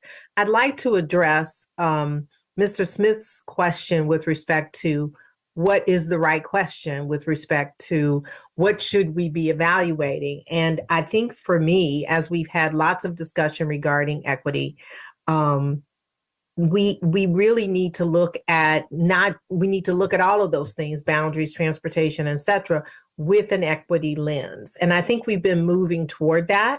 But the fundamental question, I think, Mr. Smith, is how do we evaluate access to these opportunities that we have across the county? And that goes to Ms. Omesh's concern with respect to is it the same? I mean, are we looking at an average cost for every student, or is it the same depending on where we live? I had a community member approach me this week, and it was her belief, which I don't believe is correct, but it was her belief that it depended the funds you received in a particular school depended on where you lived and what taxes came in for that area. And so there is a misperception in the community. So Mr. Smith, if you could address perhaps how we might be able to set up a way for community members to understand that better, as well as understand the level of access that's available to them in their particular community. So I think with regard how we fund schools, I think that there are opportunities for us to better explain to the community and provide the board better information as to how we fund schools, so that when you're asked those questions, you have the resources that you need to answer. That's number one. I think number two, and I've invoked Ms. Hall's name and her department a couple of times today, but I think that we have some opportunities with our new Chief Experience and Engagement Officer to have different kinds of conversations with members of our community and be able to answer some of those questions directly and get a better sense of where those questions might be, so that we can, again, answer them better and give you all the tools that you might need to answer those questions better. We've made some gains in that area, and we know that there's certainly room for improvement in that. And I really think that as we go through budget processes, it's the outside of hiring the superintendent, it's the most important process that the board undertakes. And there's still a lot of confusion about the budget process, and it takes many more stakeholders than just the school board and a website to help explain that. But our principals and our teachers and everyone involved needs to have a better understanding of how that process works and where we spend those resources, so that we can engage better with the community. So there are opportunities for us, Ms. Keys-Gamarra, and we don't have all the answers, but we certainly have some opportunities to create some better answers. So let me clarify my question. I think, and I appreciate that we do all need a greater understanding, but my focus is more on understanding, one, the cost per pupil with respect to what is available depending on where you are. Ms. Sizemore-Heisler just mentioned access to special education programs. I can tell you in talking to members of the community, there's concern about access to advanced academics or, some of our more skills oriented programs and where those might be, academies. And so I guess I'm suggesting that perhaps we want to take a deeper dive as to those particular costs, and making sure that those programs are more widely available across the county and how we might monitor those investments. Does that help? No, that does help. And I think that there is, so when people ask the question, how much does it cost for certain services in my community or that other communities are getting things that I'm not getting, how do we ensure that we have that equitable access across the board? How do we ensure that the availability of programs in any school are available for all students in all schools?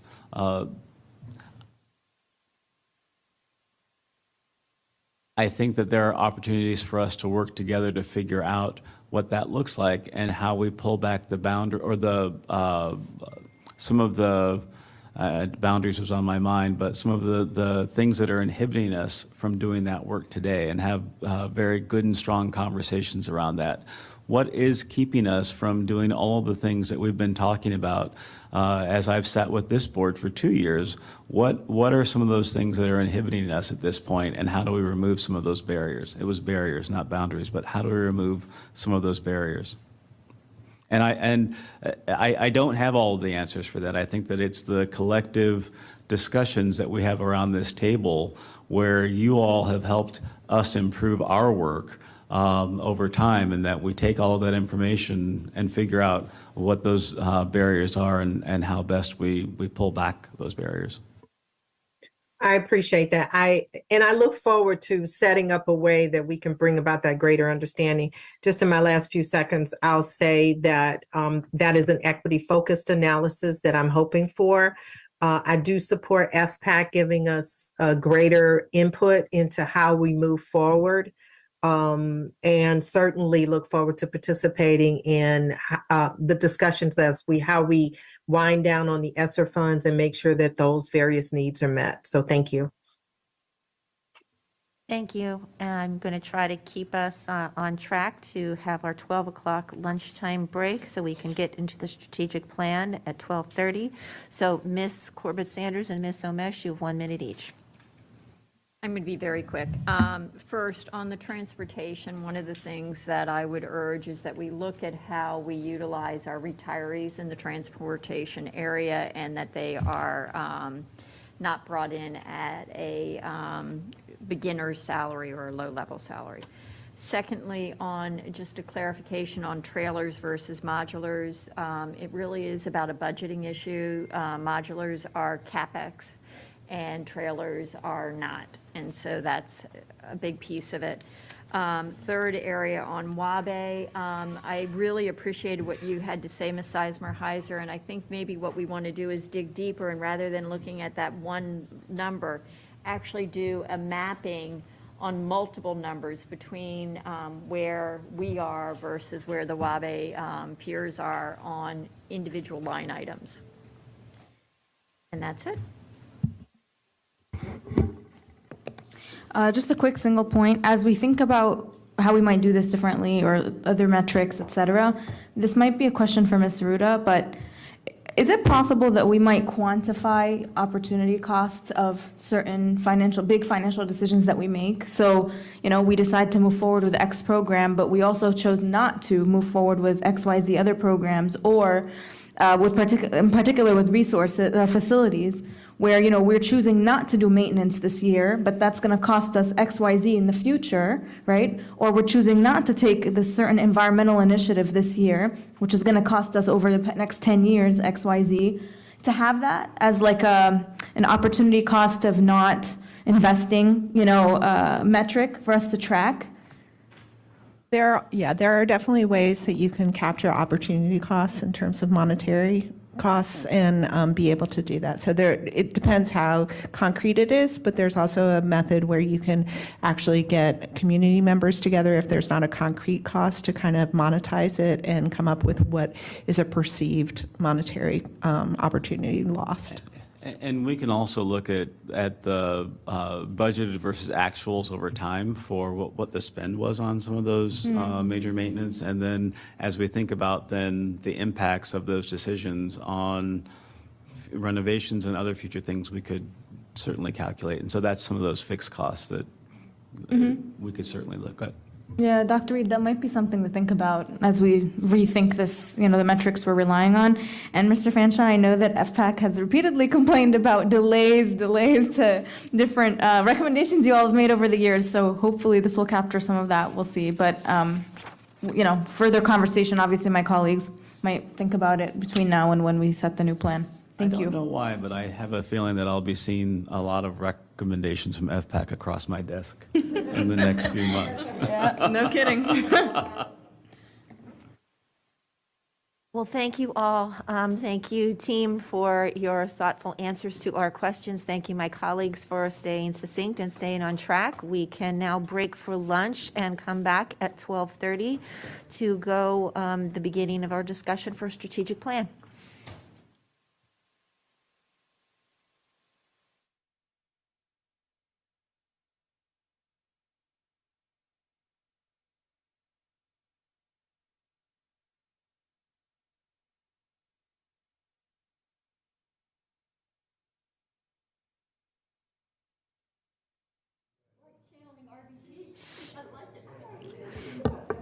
We're going to go ahead and get started.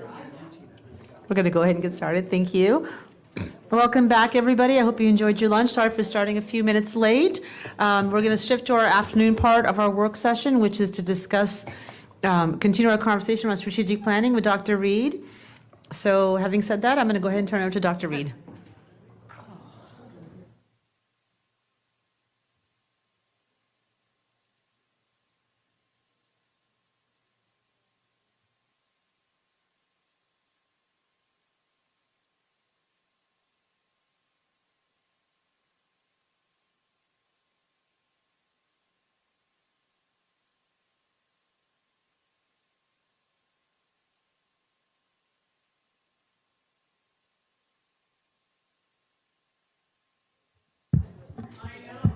I know, the hot seat, Dr. Reed.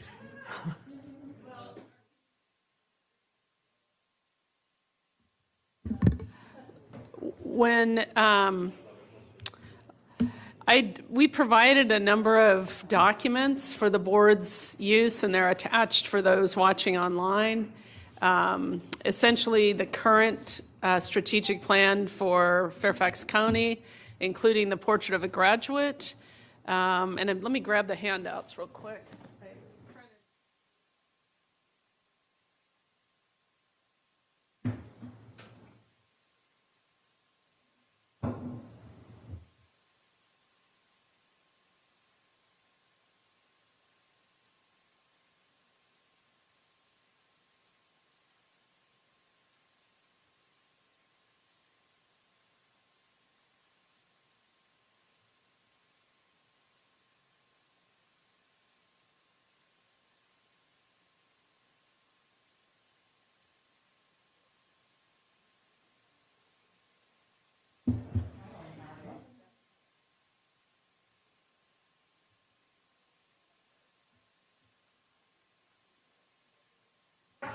Okay. All right. Yeah, so what I'm going to look at is this document, and I have copies somewhere, but I will text Tracy to bring them down. Or Francis, could you just, well, or you could text her. It's just a 2-page staple document. And this is essentially your portrait of a graduate, or our portrait of a graduate work. Sorry about that, our portrait of graduate work. And then on the back side, when you get it, it'll have our strategic goals. So we'll get to that in a moment. What I thought I would do is just share a brief sort of presentation, and I'm not a big PowerPoint person, so it's really just a glance at some data slides about why this is so important, I think, right now. I think that as we think about how Everything within our organization needs to be pointed, I think, in a North Star, a particular direction, so that given our presentation earlier this afternoon on Goal 4, just our budgeting, our facilities, our educational programming, our program placement, boundary discussions, everything really is driven by a strategic plan. In many ways, I think of the strategic plan as a Velcro umbrella, right? We are not going to be able to continue without a strategic plan, because you have different initiatives that they sit on their own if they're not attached to something comprehensive. And when I think about being attached comprehensively, I think about the importance of a plan. So here we go. Just a reminder of who we are as Fairfax County Public Schools. And I think as we center ourselves in this strategic planning work, it's important to remember who we are, right? So we center ourselves with who we are. And then why a strategic plan today in terms of the tenets and thoughts about why we might contemplate the decision before us. And I want to frame the decision as I see it this afternoon. I think this afternoon it would be great to have some fairly clear guidance from you about whether we want to do one of three things. One, do we want to recommit to the current plan, which we'll review as soon as we have the copies? Two, or we did A, B, and C in leadership, and I'm told C is usually what we choose, but anyhow, A, B, and C. A is we recommit to what we have. B is we refresh the strategic plan, so we take what we have and maybe adjust the scorecard, right? Or C, we re-engage with our community and actually, thank you, Tracy, and actually look at our plan differently, and not exhaustively differently, but differently. And I'm going to make the argument that one of the things I think is very important when we think about a strategic plan is that our outcomes be goals around students. I think that we are an educational entity, and the goal of a strategic plan ought to be in student outcomes. And while we have 4 goals, I think several of our current goals are honestly a means to an end, but not perhaps the end. So as we think about what I'm going to talk about, I think it's important to think about what are our goals in terms of student outcomes. What are students able to do? What are students essentially in work I've done many years ago, what do students know and are able to do as a result of the successful execution of this plan? And, you know, a premier workforce I think is important, but we don't exist to have a premier workforce. We exist to have outcomes for children. So let's look at what our children are like today and what the world is like today. So Ms. Corbett-Sanders, you've seen these slides, the rest of the board has not. The reason why this plan is more important than ever is this chart right here. The blue is high school diploma or less, high school diploma only or less. The orange is an associate's degree or some type of college, and the blue is a bachelor's degree. And if you look at 2007-8, this is data that comes out of Georgetown University, and it's a workforce analysis that was done nationally. If you look at 2008, the last recession, and then this goes out to 2016, so this was even pre-pandemic, you can see the line of diploma-only students. We've lost 5.6 million jobs in this country, 5.6 million since the recession in 2008. They are not coming back. So our students who graduate with a diploma only and no other apprenticeship or any type of post-secondary degree, the jobs are gone. Family wage jobs are not possible. If you look at the apprenticeship, associate's arts, some college, post-secondary, military, those jobs have stayed pretty stable. And if you look at jobs requiring some type of a bachelor's degree or higher, since 2008, we've added in this country 8.3 million jobs since 2008 that require a bachelor's or more.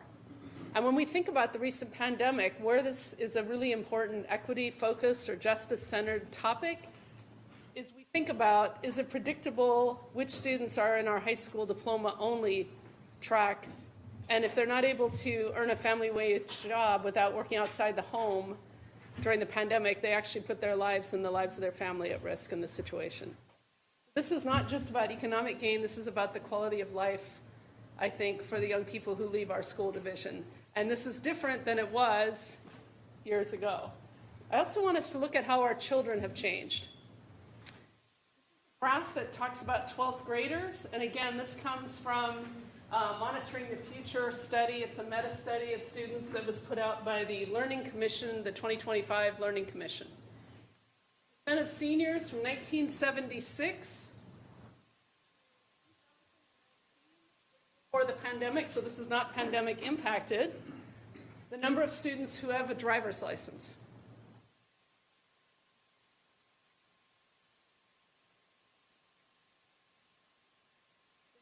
The percentage of 12th graders who have tried alcohol. 1976 to 2019. I'm just trying to get us to think about the different students we have in our classrooms today. The number of seniors who have worked, who have had a job. From 1976 to 2019. That's dramatic. That's a dramatic data change. I don't know about those of you, I had a job when I was a teenager. As a senior, I would venture, looking around the table, many of us had a job. Current seniors, and this was through 2008, worked. Dated.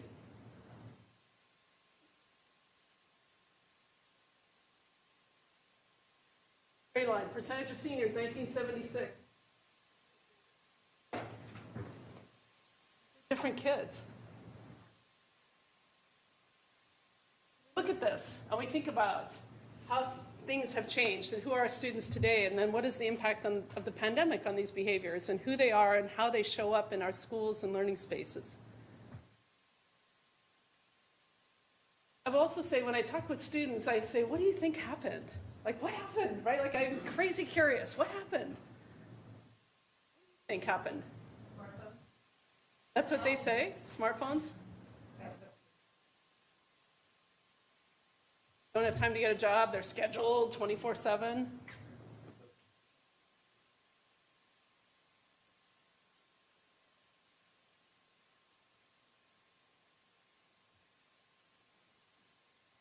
They might all be connected, right? The data points?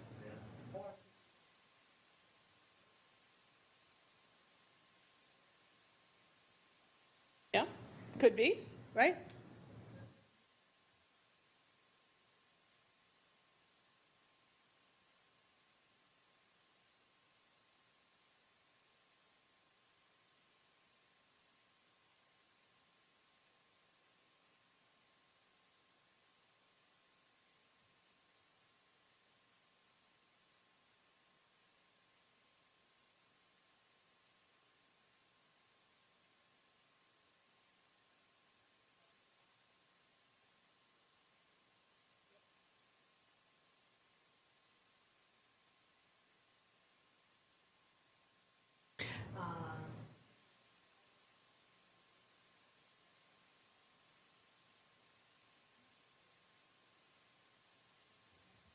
May I just briefly interrupt to ask people to use mics so it can pick up for our audience watching at home? Thank you.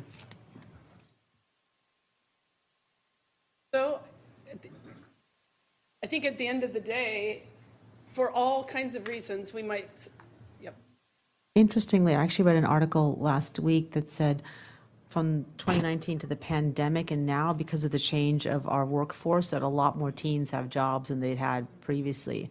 And so the question was, did they not have jobs because they didn't want jobs, or did they not have jobs because of where our workforce was coming out of the recession? It's just a curious conversation, right? Like, but the result is that the experience was the same. The jobs, yellow. Jobs are yellow. Dating is gray. The dating one was tremendously curious, honestly. Internet, smartphones? Please use your mics. I'm sorry to. I was just saying, that's just the internet. They're just texting. Nobody needs to go out to meet anyone. Well, George is back there laughing. I would just say that the young people that we are designing learning spaces for have changed. And the reason I'm sharing this when we're talking about strategic planning is I think often we plan ahead for the experience we had. And we need to be really thoughtful as we think about a strategic plan that we're planning ahead for an experience we don't yet know about, but our children will live, right? We have to be thinking about our planning in a different way because we've been great at planning spaces that worked for us. And those are not the same spaces today that our young people need. Our kids are different, our workplace is different, our world is different, and I'm excited about that. I'm really excited about it. So we have some emerging challenges. I think we need to build on what is working in our current strategic plan. We have to really be thoughtful. Where do we want to be in 2030? And we have to understand the value of strategic thinking. And I've said this many, many times that if our work, our values, and our mission-driven work are in alignment, we will get tighter under external pressure, and we know it will come. External pressure is always there. If we are not aligned, or if we have initiatives that are competing with one another, and we have external pressure, we will be blown apart. It's the way the world works at this point. So this again is our why.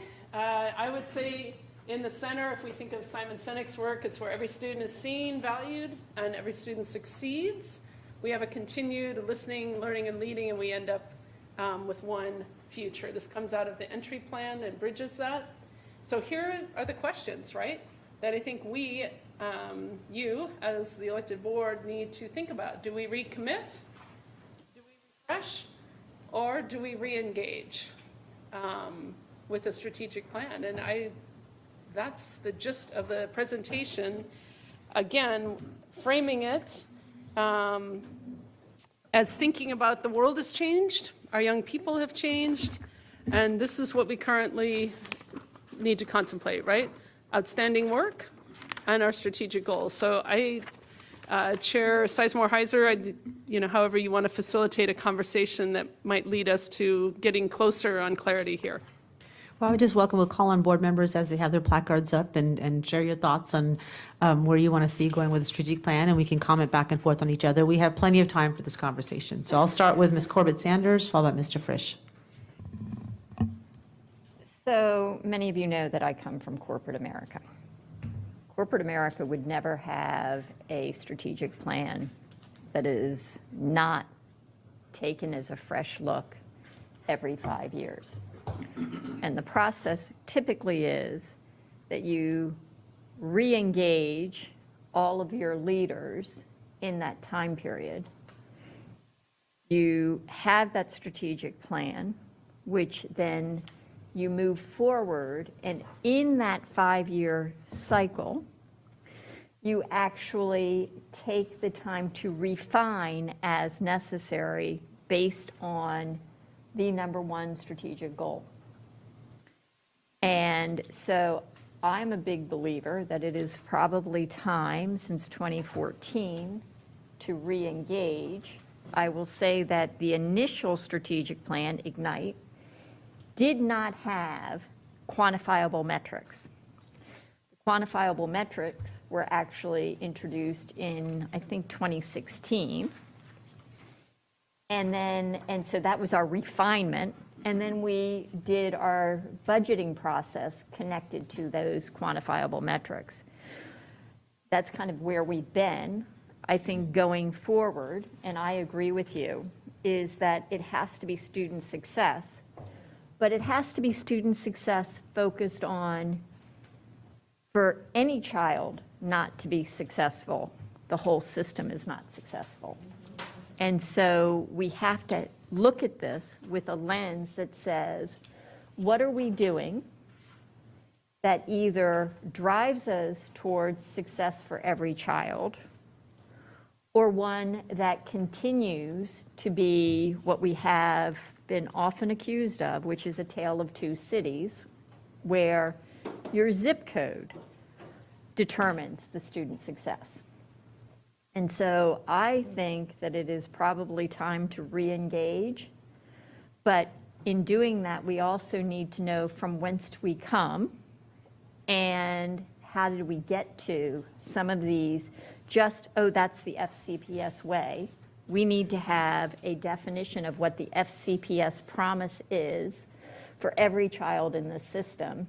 And then how do we ensure that that FCPS promise is realized by every child in the system? And that would be my advocacy. So you have to start with what is the value proposition? And it has to be more than just a graduation rate.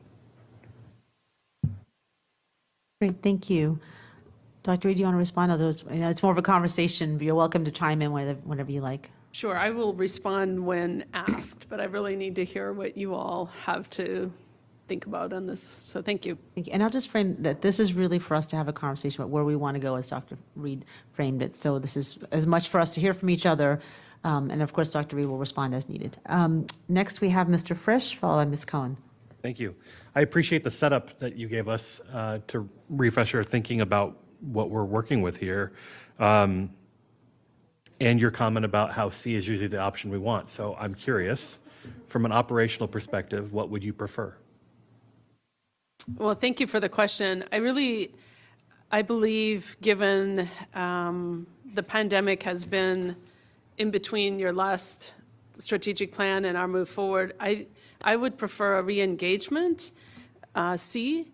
I don't think it's an endless re-engagement, though. I would like us to think about what is possible to have completed by the end of this school year, and not a 3-year process. I don't think that's going to be helpful. So it's something that's maybe a re-engagement that's thoughtful, authentic, and not never-ending, that utilizes much of the work that is completed or has been done, but maybe arranges it differently and focuses it differently. And I also think it's an opportunity to bring our community back to the table for a conversation that impacts each and every member of our community, whether they have children in our schools or not. I think it's an opportunity for our community to redefine their commitments to a public education in Fairfax County Public Schools, and our opportunity to listen in ways that we haven't been able to during the pandemic, right? But to think about as a community moving forward, being that, I think, lighthouse division for our country, our community is a part of our success, and having them at the table to help us deepen our definition of the work would be really helpful. I really, when you were describing the options, I wrote a giant C on my notepad. And so part of that is expectation setting too, right? So, if we set expectations around what the broad strokes are for re-engaging on the subject, I think that can put to rest any fears that we're not as taking as much time as we did the last time we did this under Dr. Garza. How do you envision facilitating board expectations around something like this? Could you ask that again, please? Sure. Part of having a compacted timeline is going to be making sure that we are very well aligned with each other on what our objectives are here. What do you think the best approach is to making sure that there is, little daylight, if any, between the board and the division? I believe that it would be helpful, perhaps on a limited basis, to bring someone in who's experienced in facilitating strategic planning processes, particularly with divisions of this size. Create a plan that the board comes to agreement on. Often that's the utilization of parallel working teams. We can't do this in serial or sequence. They need to be parallel around our business, community, legislative community, families, students, staff, and so forth. And coordinate that work, craft a plan from a build back date, and perhaps different board members will see opportunities to lead the different committee bodies of work. But I think it's also a way for the board to deepen linkages and engagement with the community if we're strategic and thoughtful in the execution of our planning process. How we process a strategic plan, I think, is almost as important as the plan that is resultant, right? It has to bring to the table all perspectives, and that doesn't mean all perspectives are going to be seen at the end of the day, but I think we need to have conversations about that. And I think the toughest job for the board is going to be the synthesis, right? As we bring back data from different working groups. And it's yours to analyze and synthesize. So some things I see the board perhaps doing in smaller groups, but at the end of the day, the entire board is going to need to make the commitment to the plan. In some ways, I think the hardest part is going to be when all is said and done, and I keep on hitting the microphone. What are we measuring? Right. And how are we providing accountability for those metrics, so that we don't have as many opaque things that we're looking at. I agree that coming out of the pandemic, it's not just coming out of the pandemic either, though. I mean, before the pandemic, this board was having strategic conversations that kind of got put by the wayside as the pandemic came on. And, that with a new superintendent and many new members of the leadership team, I think these are all opportunities to do that. And, reimagining does not necessarily mean that we're throwing everything out. So Correct. I would eagerly support an opportunity to cast a vote in favor of doing this at our next available opportunity, because I think it's overdue. Thanks. Mr. Fish, I'm not sure this is a board vote per se, but we'll, Our next opportunity. whatever it may be, just conversation for today. Just really building consensus for a path forward. Ms. Cohen? Thank you. Yeah, I think many of us were really excited about the conversations that we had, literally our last meeting right before we shut down. So this is great work, and there's been many conversations. Even Jefferson said the Constitution ought to be looked at every few years. So I would argue that this is definitely well with the pandemic, and as Carl said, all of the new opportunities that present themselves. I would be in favor of a C as well, particularly bringing in the student engagement piece, because I think it is undoubtedly difficult to listen to 180,000 students. I would never say that's easy. But the kinds of conversations that I think each of us have at school levels with students, and what they need versus what they want, and it's pretty remarkable. I think they are learning these Portrait of a Graduate skills. And I remember the Portrait of a Graduate process. I was a parent and a long-term sub in the system. And I just remember feeling how collaborative and comprehensive it was. That it was parents felt engaged, educators were engaged, business owners were engaged, and everybody kind of understood as a school system what their piece was in it. And I guess romanticized that was a time where I think all of us felt very invested in how the kids wound up leaving us. One piece to me is, I think an examination, if you're looking at this, would be to talk to NOVA and GMU and UVA and Virginia Tech, whatever our top 10 schools are where our kids go. Because it's been really interesting. My friend who's a professor, and talking to her about what skills our students are not bringing is really enlightening. And what skills our Fairfax County kids are bringing that other kids aren't. And some of it is really outstanding news. The number of kids who have said to me during their freshman year how easy freshman year in college is compared to their FCPS experience, that's just something worth looking into, because we run a lot of them into the ground on the way to get to school. I think the idea for all of us, of building something that lasts long after we're gone. And as one of the people on the board with kids who are about to leave their time with FCPS, just having something that is, that it has to be changed to be evergreen, but is more of this comprehensive umbrella is a really big deal, I think, to all of us. And to that point, just in finishing, I would say, there are definitely chunks of it out there, looking at what's been happening with the Learning Innovation Network that some of our principals have been on that journey. I agree, if we could, as a board, go back to this, like, this is the key. So I'm all in for C. Great, thank you, Ms. Cohen. Dr. Anderson? I dropped my phone in the middle, so, I mean, my pen. I don't know how, but I just tossed it down there. Thank you. So excited about my turn. I'm very excited to have this conversation, and like Ms. Cohen said, this was the last conversation that we began together before the pandemic. I've always been of the mind, and I've said this to you already, there are a lot of data points that we gather here that do not inform us sufficiently to move the, thank you, to move the division forward. You know, much of this, I see the data that's here as, you know, there's first tier data, which is really the academics, because that's what we really need to be centered on. We've had, whether or not we agree or disagree, lots of parents share with us that we have not been focused enough on the academics.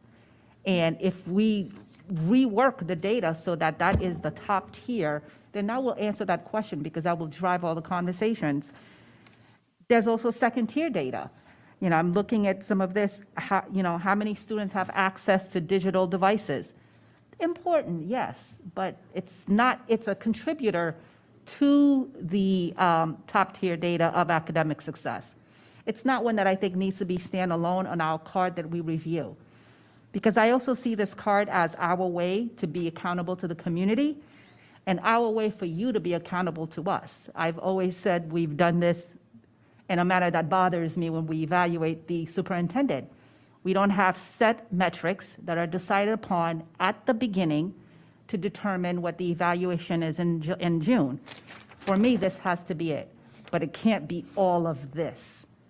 So I'd like to see some tiering of what is it that we really want to collect, and what is just data that's just going to inform the key pieces that we want to focus on. So I think I'm voting for C. I can't remember. But I'm voting for whichever one really gives us an opportunity to revamp and to re-engage with our community and makes us a little bit more student-focused. Because sometimes it can be a little scattered. If you're looking at this here, all of it is just, I think, treated equally, and not all of this data is as important as others.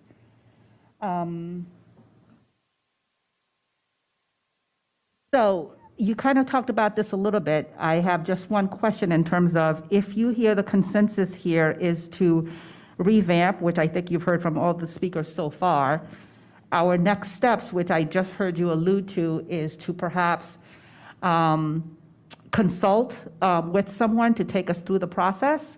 Do you have a timeline in mind? Because we want to be doing the work while we're doing the work. So I would love to hear your thoughts about the timetable. So I think that it would be no longer than this year, because I think we need to, a lot of the work that we might build from exists already, correct? So I'm going to be making, after the fall, my listening and learning after my 25 pyramid trips and data and meetings with chambers of commerce and so forth. In January, it's my intent to provide a community event, State of the Schools, right? Kind of what did I hear, what have I seen, and where do I think we're headed? I don't think we can have a strategic planning process complete by January, but I think we could be well underway, and that could also be a moment in time that collects data from those attending.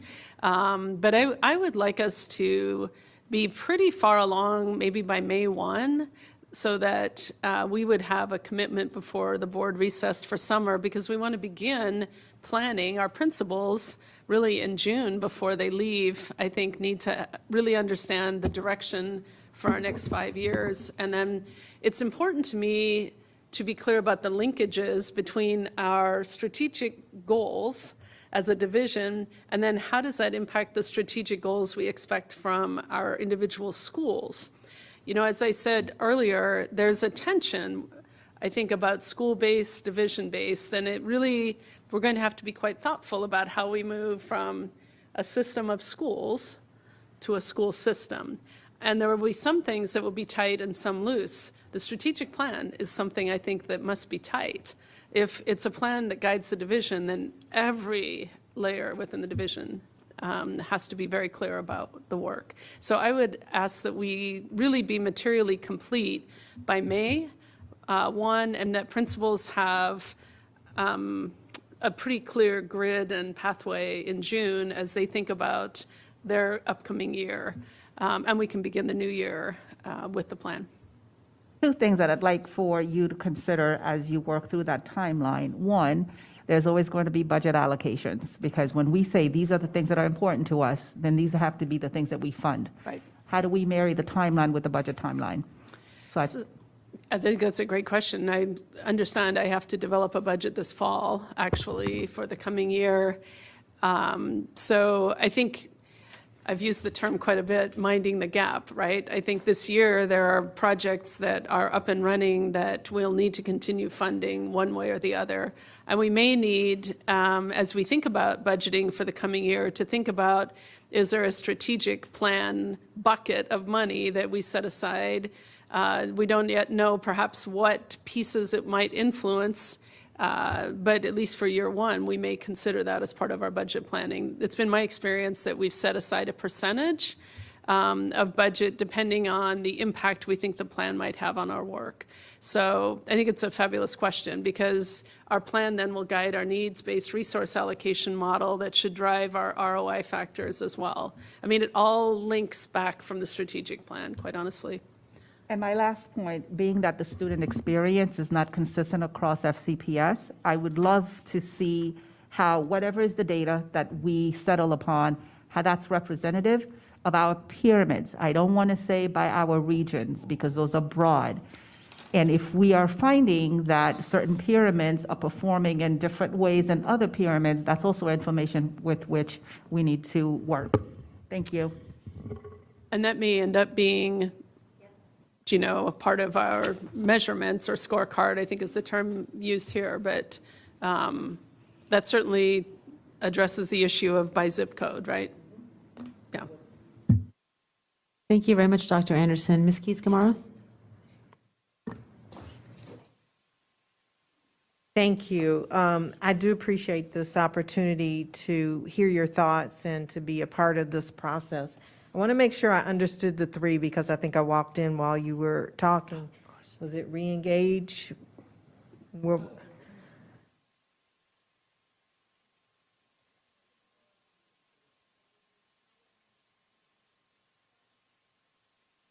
Are we going to recommit to the current strategic plan, or are we going to refresh it, which is a little bit, that's the question, really. Oh, if we can go to the mountaintop on the bottom, please, Laura. There we go. Okay. Thank you. So the question is, do we recommit to what we currently have? Do we refresh it, which means tinker with it, perhaps change the scorecard, but leave the plan alone, or change out, or, you know, something within the plan? Or do we re-engage with the community, utilizing the plan, but building on it in a different way with a full re-engagement strategy with our community, both internal community and external? So without realizing that I was adding a fourth, I wrote redefine, because I think as we look at this, we're not just building, but we have to continue our efforts with one hand and build with the other. And one of my concerns that I've expressed to you is that while I want to make sure that we have these conversations, it's also important, especially coming out of the pandemic, coming out of so much difficulty for some people, and folks kind of wondering where we're going.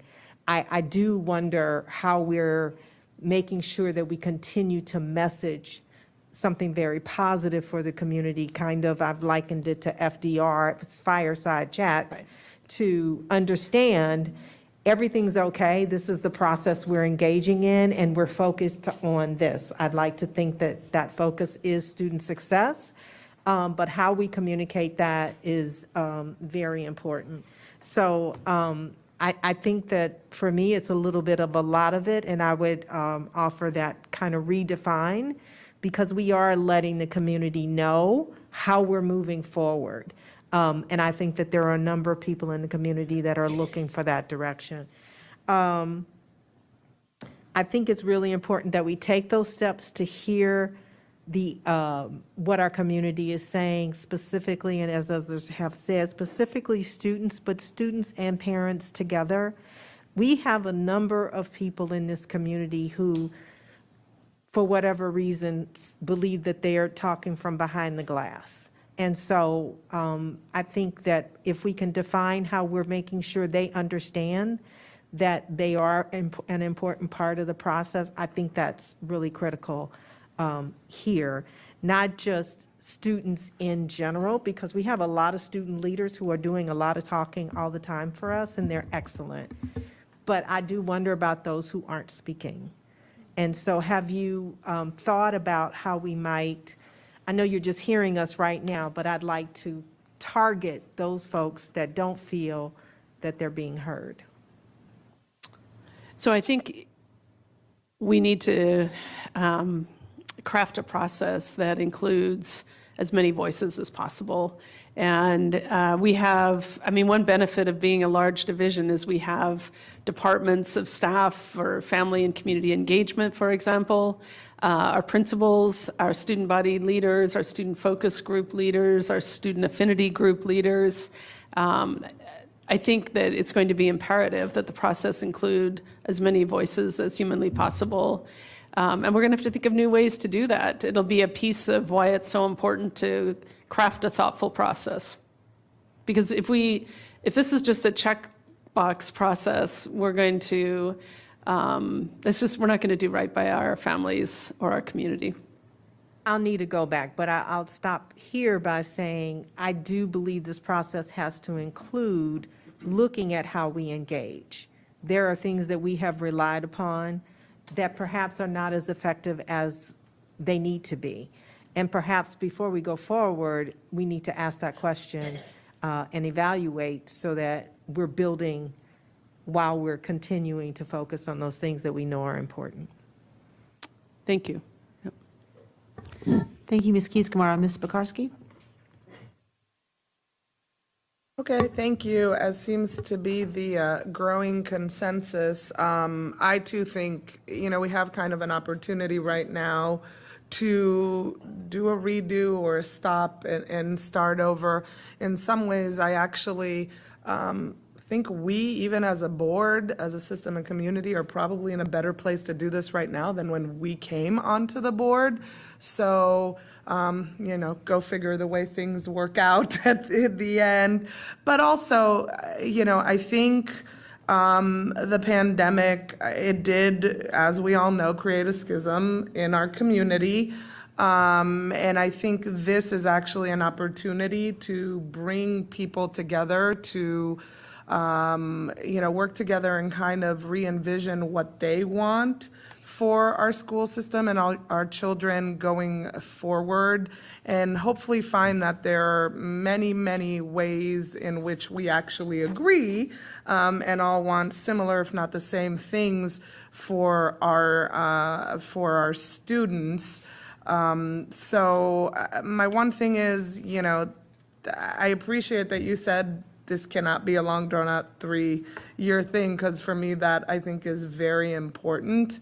I think we can talk things sometimes to death also, and having kind of a tight timeline on that while trying to find ways to engage people that are not usually engaged in these conversations it's important. So I guess I'm advocating for C like many others, and I'm actually kind of excited about it too. Our world has changed, our community, economy, the school system has changed, and so have our students. So it is absolutely time to restart. Thank you. Ms. Tolan?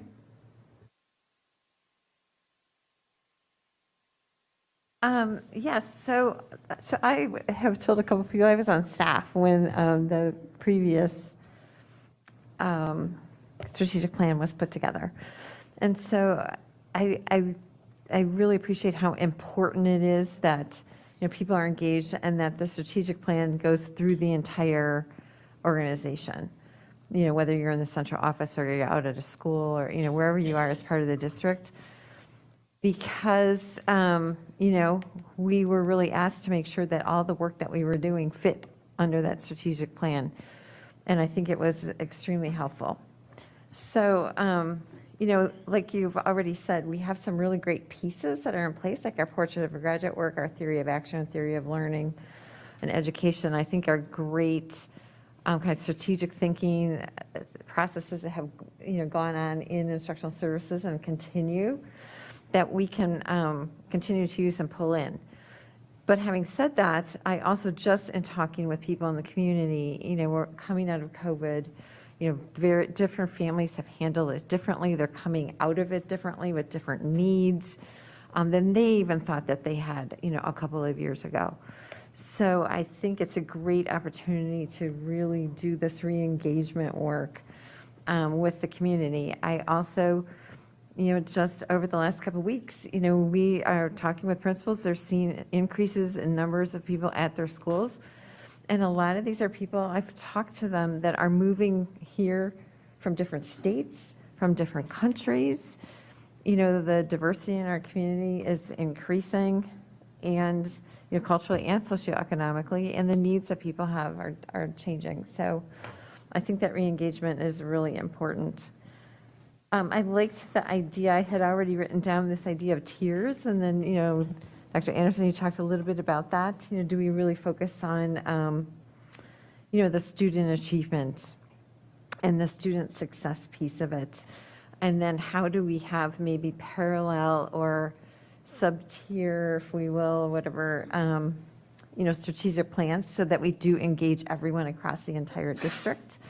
Whether it's IT or food and nutrition services, transportation, those all feed into this student success, even though it's not necessarily academic. I mean, certainly I can tie food and, eating to academic achievement, but it's not exactly what I think we're talking about, although it's important. So I would look forward to maybe the facilitation piece of how to help us figure out how we would structure the overall plan. So anyway, comments? I'm very impressed. Dr. Reed, anything you want to comment back to Ms. Tolan? I just agree. So, and I think your comment about being on staff, I think we need that North Star, right, as a division, so that conversations go right back to, our target. And we can't get drawn off on the next shiny thing if this is our North Star. We have to stay that course, so. Well, thank you. This is going a lot faster than I thought it would, but I think it's a great conversation. So Dr. Reed, I appreciate the coming to the board and having this conversation. I too am on the C bandwagon. You and I have talked about this. I think, for many reasons, it's a great opportunity. Our community is different. Our students are different. Their needs are different. Their desires are different. Their future is different. And I think even in the last 2 years, like when you put that chart from 2019, I was like, wait a second, I don't even know how, the one about the alcohol and the, I was thinking I'd really love to see what that looked like now, right? Because that was 2019 was pre-pandemic. And of course, I mean, it's pretty recent data, but I do wonder how much of that may have changed or not changed, or even just how the trajectory may have increased or not increased.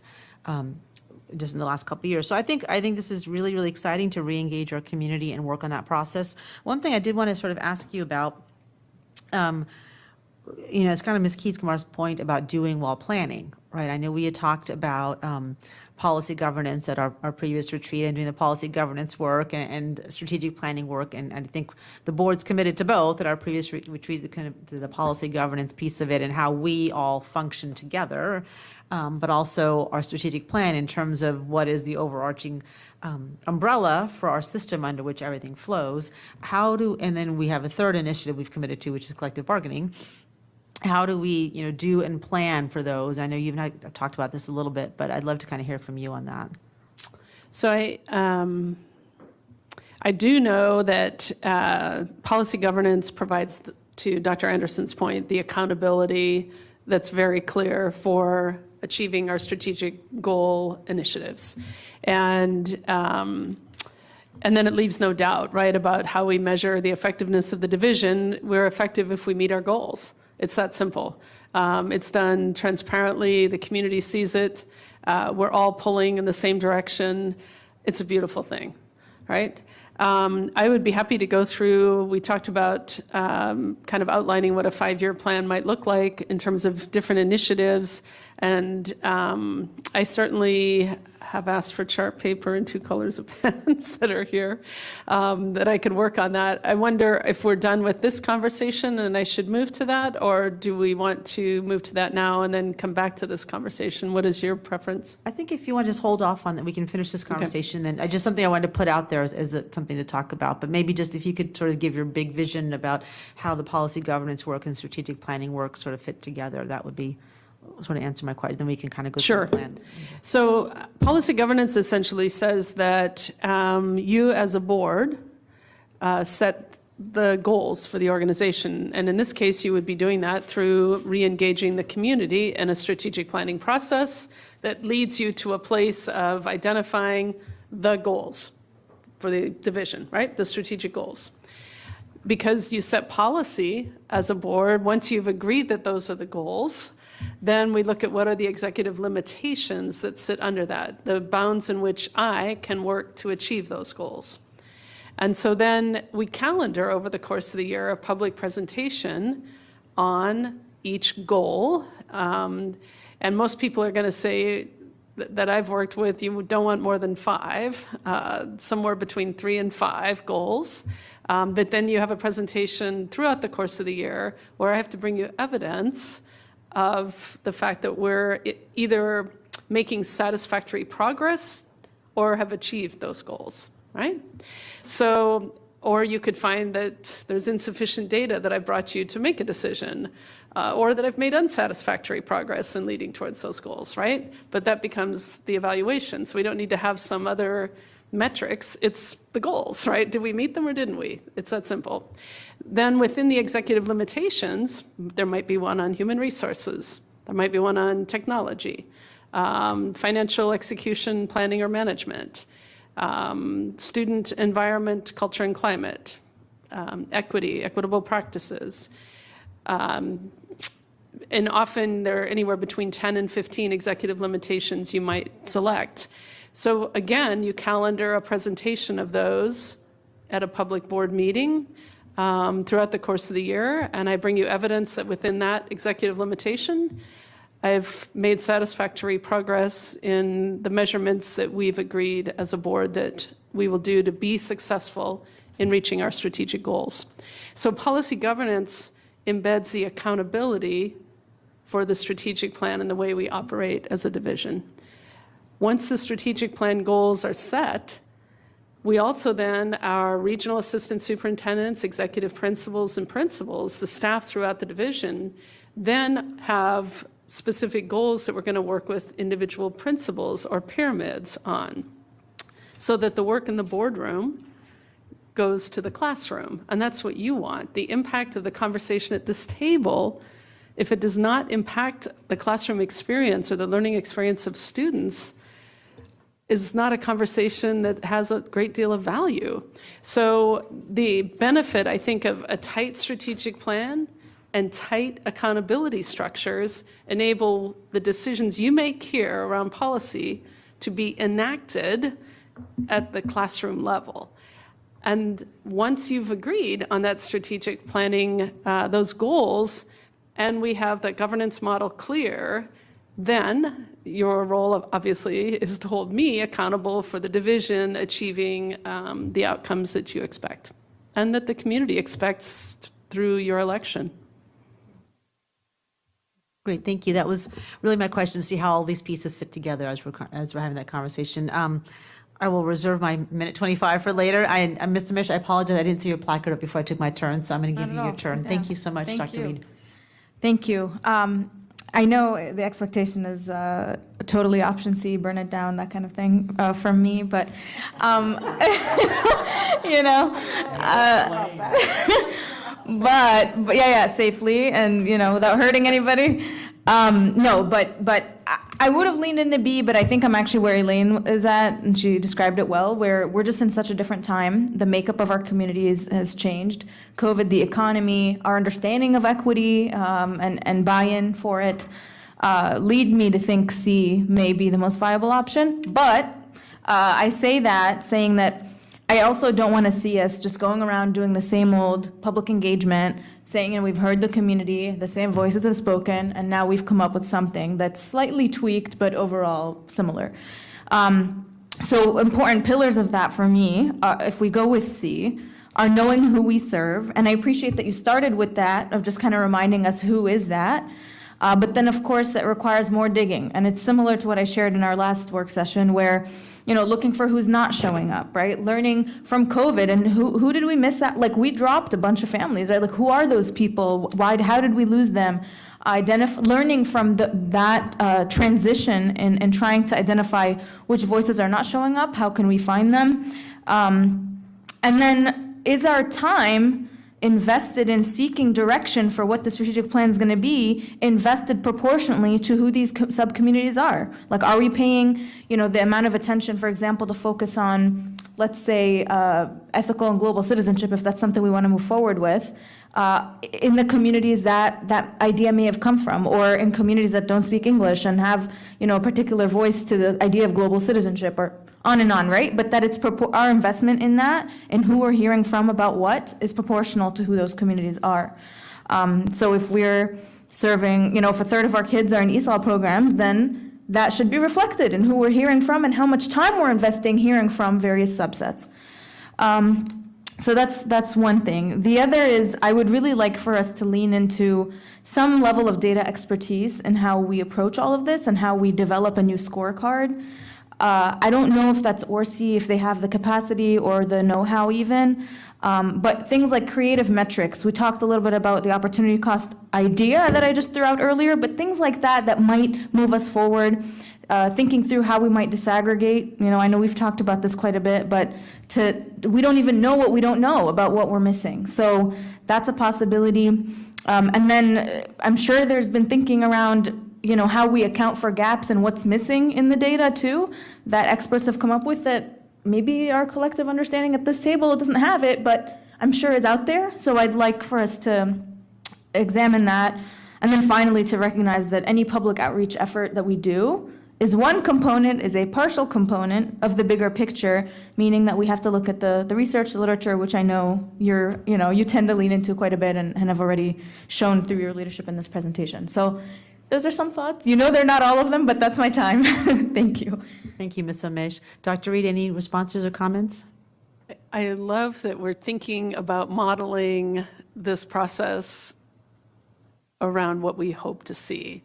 I think there are many traditional strategic planning processes that people are just going to roll their eyes and groan, right? Here we go again. So I like the thought around structuring what we utilize. It's not just feedback, it's also perhaps expertise of people around the world who have a voice around education, and how do those voices around best practice influence our plan?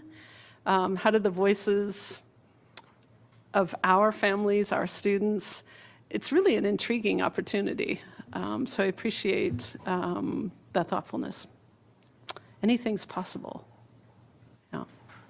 Thank you. I have currently one go back on my list. If there's anyone else who wishes to go back, please let me know. Ms. Keith-Gamarra? So part two of what I wanted to say, and I think many folks have alluded to it, but I think it needs to be intentional. The question we ask is, one, what is the FCPS promise? And how are we extending that effectively to the entire community? I think that we've had lots of discussion around this, and it can create some angst in the community. But we want people to know, no matter where you go, you have access to that promise, and that we are intentionally making sure that we're investing accordingly. So I think that there have to be, at least in my mind, there have to be some questions that we're asking so that folks can bring, otherwise you get, well, this is, my kid's good, I'm good, you know? Or everybody's complaints. And so I'm concerned a little bit about making sure that we have some directed conversation to get to those things that we're hoping to achieve, as you just mentioned. And it looked like you wanted to say something, so I can pause. No, I was just, as you were saying that, I was channeling Kenneth, because Kenneth would say we can't get to our vision without envisioning our preferred future place. We can't get there by problem solving, to your point, because we'll never run out of problems. Precisely. Yeah. Especially here, yes, absolutely. Yes, I think we had a conversation about throwing squirrels at some point. So it's a long story. We'll discuss it later. So as part of that, you know, identifying what those paths of success are for our students, and, you know, lining that up with, where are we offering that? And that alignment, and it goes to every department, right, of who we are. So I think the gist of what I wanted to get to is, we do have to have some idea of where we're going.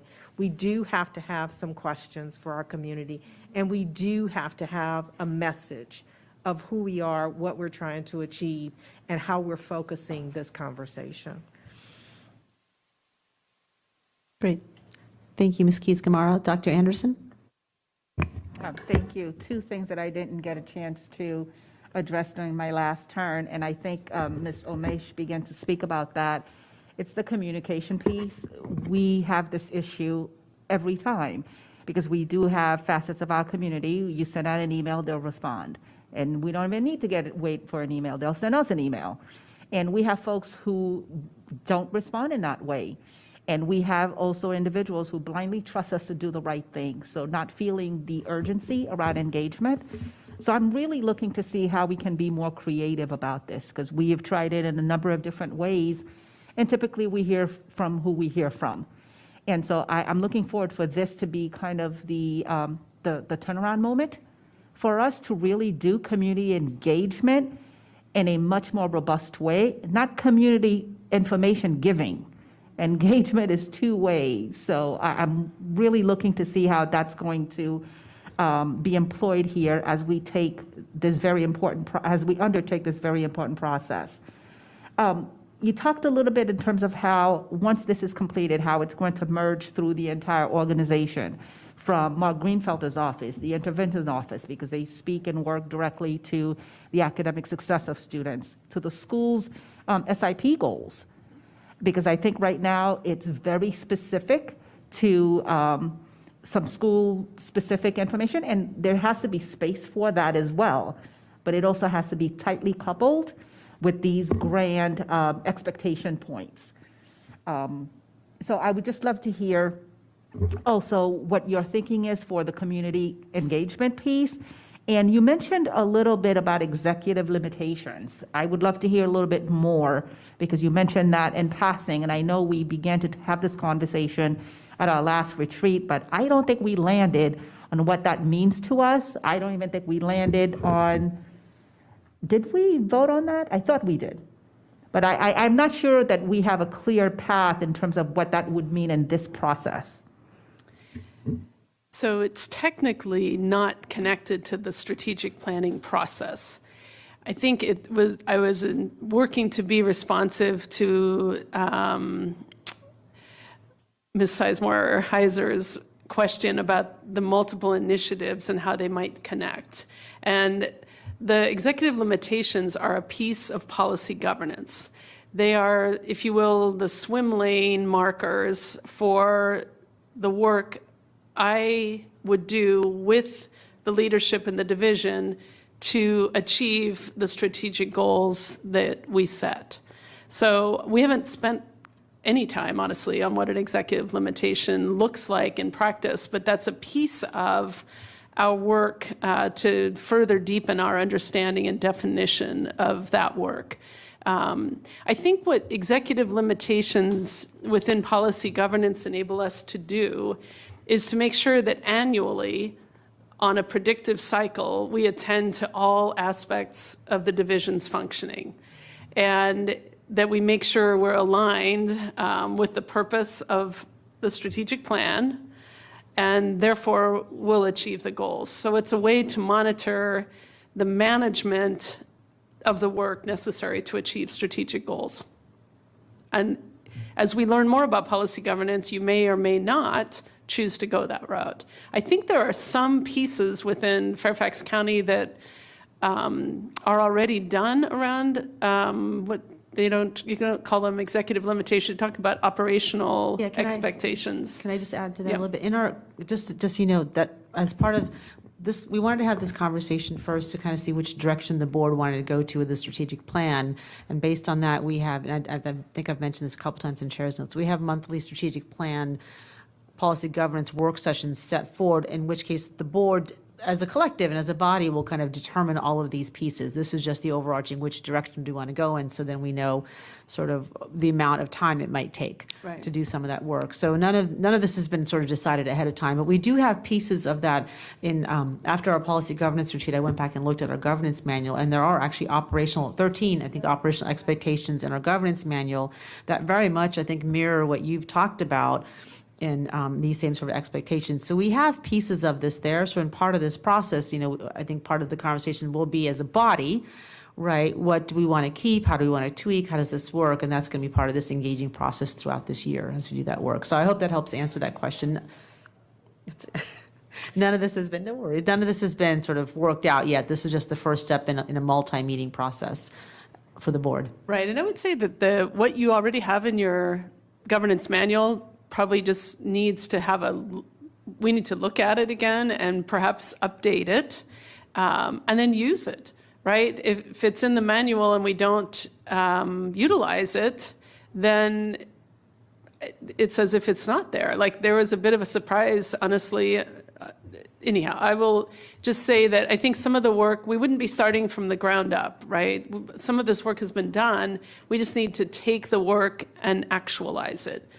Review it, revise it, actualize it, and it will actually help us on our journey. It's sort of executive limitations or operational expectations are signposts, right? Like you can't do certain things. You can't do illegal things in achieving the strategic goals. You can't be inequitable in your approach. You can't, we'll understand that better, but a lot of that work's done. We just simply need to kind of pull it back out and look at it and think, okay, right, it's work you weren't able to do because I think as a board, you had one meeting, as I'm told, and then the pandemic hit. And honestly, the tyranny of the urgent was everywhere across this country, not just in Fairfax, right? We were all wrestling with urgent. And my first piece also about communication, how do you envision the engagement piece with our community? And again, not be ready and able to communicate who usually don't have an issue. I think there are like infinite ideas. I would actually want to, again, with the board's permission and direction, retain someone to support that facilitation. We have many leadership team members who honestly have tremendous strengths in this area. And leadership is a team sport. This work will be important to share. I think it might be interesting personally to ask the different representative groups who we hear from and who we don't hear from, how best to communicate to you and your constituents or colleagues or similar students or families. Sometimes I think we make assumptions about how best to connect with a particular group of families or students or community members. And I think we ask them, we might get some advice about different ways to do that, that we might find kind of illuminating, right? Could be text, could be email, could be in person, could be on a weekend, could be in an early morning at a gym, in a grocery store. I actually talked with our leadership team about an experience I had once during a homecoming week where our students had gotten into, unfortunately, egg wars. So as a high school principal, I pulled up a lawn chair in the dairy aisle of the grocery store to do some of my evening reading. And met more parents sitting in the grocery store aisle and had more discussion. So I talked with our leadership team, if every single person found a grocery store in Fairfax County and just engaged families as they came through and their shopping, what information would we get, right? Like, I think we just have to think about, where is our community? How do we go to them? We can't always expect them to come to us. And this is too important, I think, to leave up to the usual voices, however we characterize that. It doesn't mean we leave them out, but we need to make sure we hear from all voices. Yeah. And then I will provide the lawn chairs. I know, they're excited. The gym, okay. All right, we can pick our place. Thank you, Dr. Anderson. I can add you back again if you want. I mean, we have time for this conversation. Ms. Cohen and then Ms. Corbett-Sanders.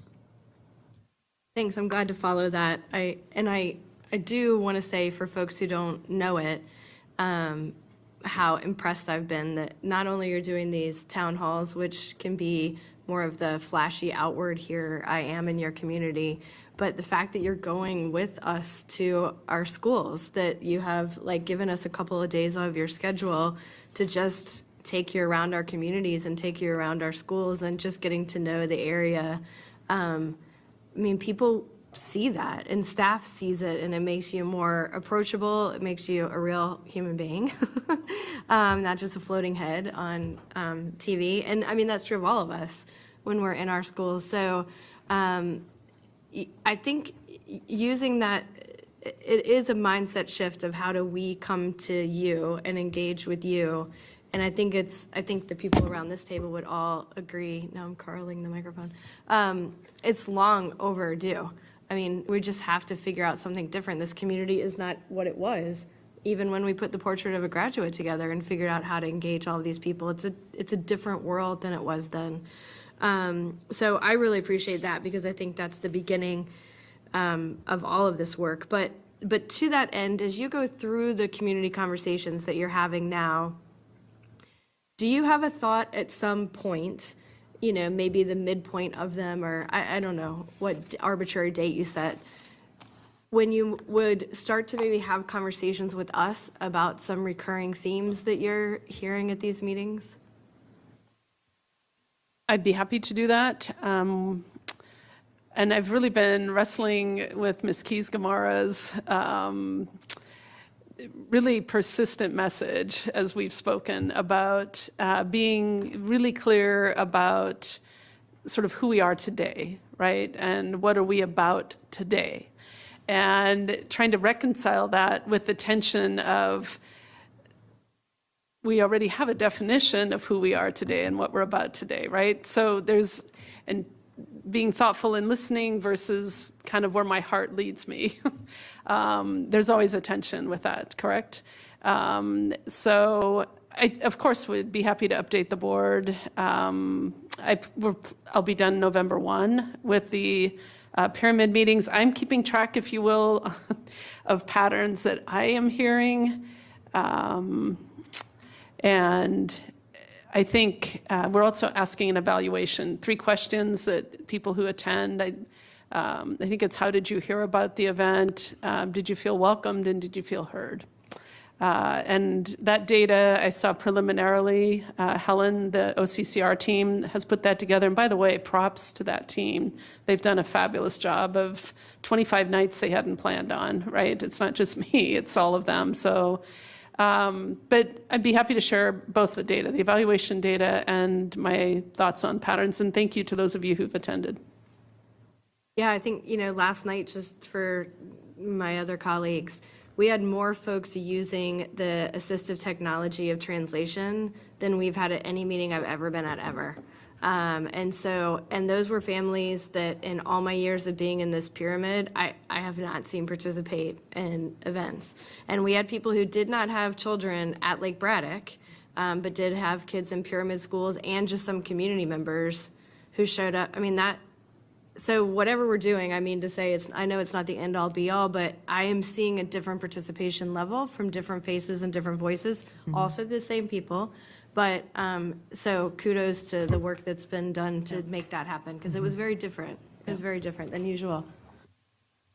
Thank you. And I just wanted to add, Ms. Cohen, in terms of your suggestion of having Dr. Reed share us that results, if Dr. Reed's willing, we have scheduled monthly work sessions to work on the strategic plan because we do want to move this work along.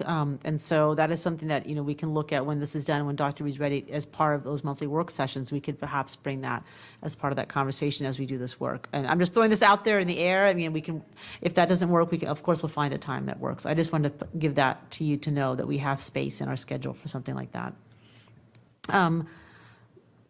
Ms. Corbett-Sanders, followed by Ms. Pekarsky. Yes, thank you so much. And as you know, I believe we should re-engage.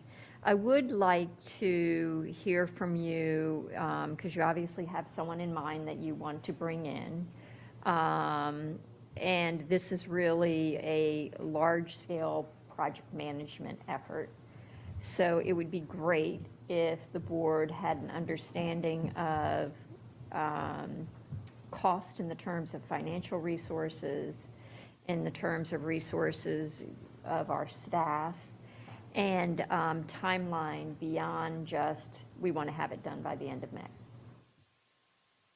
So have you sketched out something like that, or are you waiting until after we have this meeting? Because I worry if we're waiting because we have a lot to do in a short time frame. Thank you, Ms. Corbett-Sanders. It might not surprise you that I've sketched it out a bit, knowing it may or may not happen, right? So not spending an inordinate amount of time, but some time. And I think I don't exactly know the resource allocation. I don't think that I don't have an answer at the moment.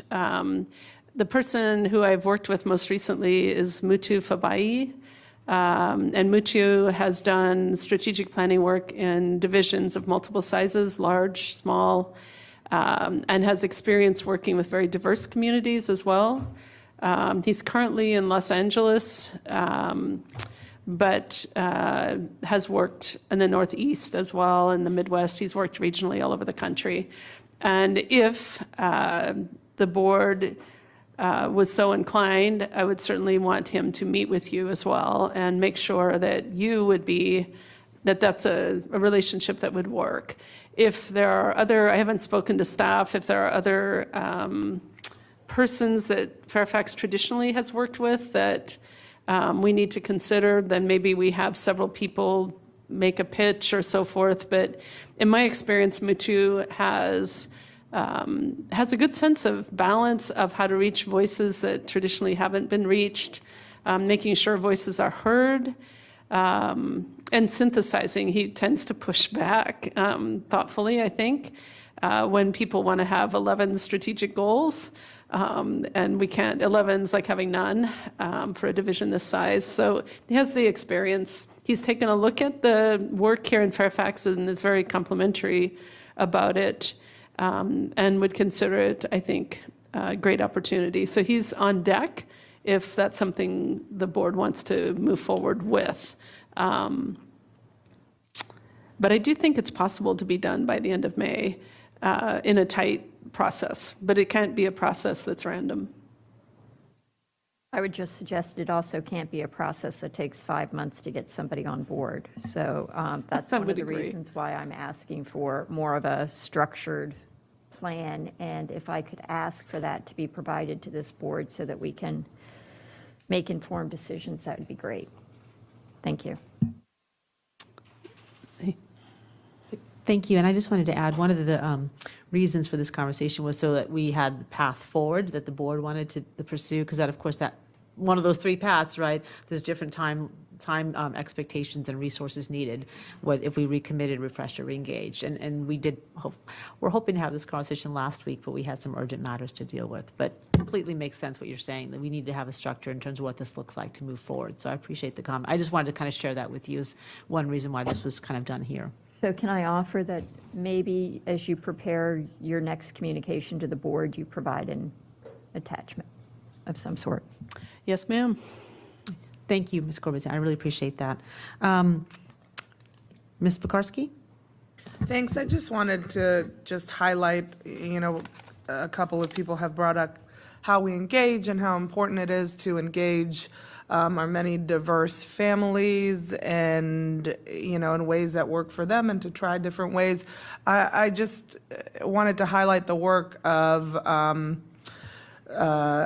under Helen Lloyd that has been happening. So she has seen that need from the very beginning when she first started here and has been working throughout the past year to move us towards a more inclusive and impactful engagement. So I'm sure that she will, that team will be looped in and be a part of this, because I've talked in depth with her about these things and they're doing some really great things and reaching people that have not always been a part of the conversation. So that's it. Just wanted to bring that up.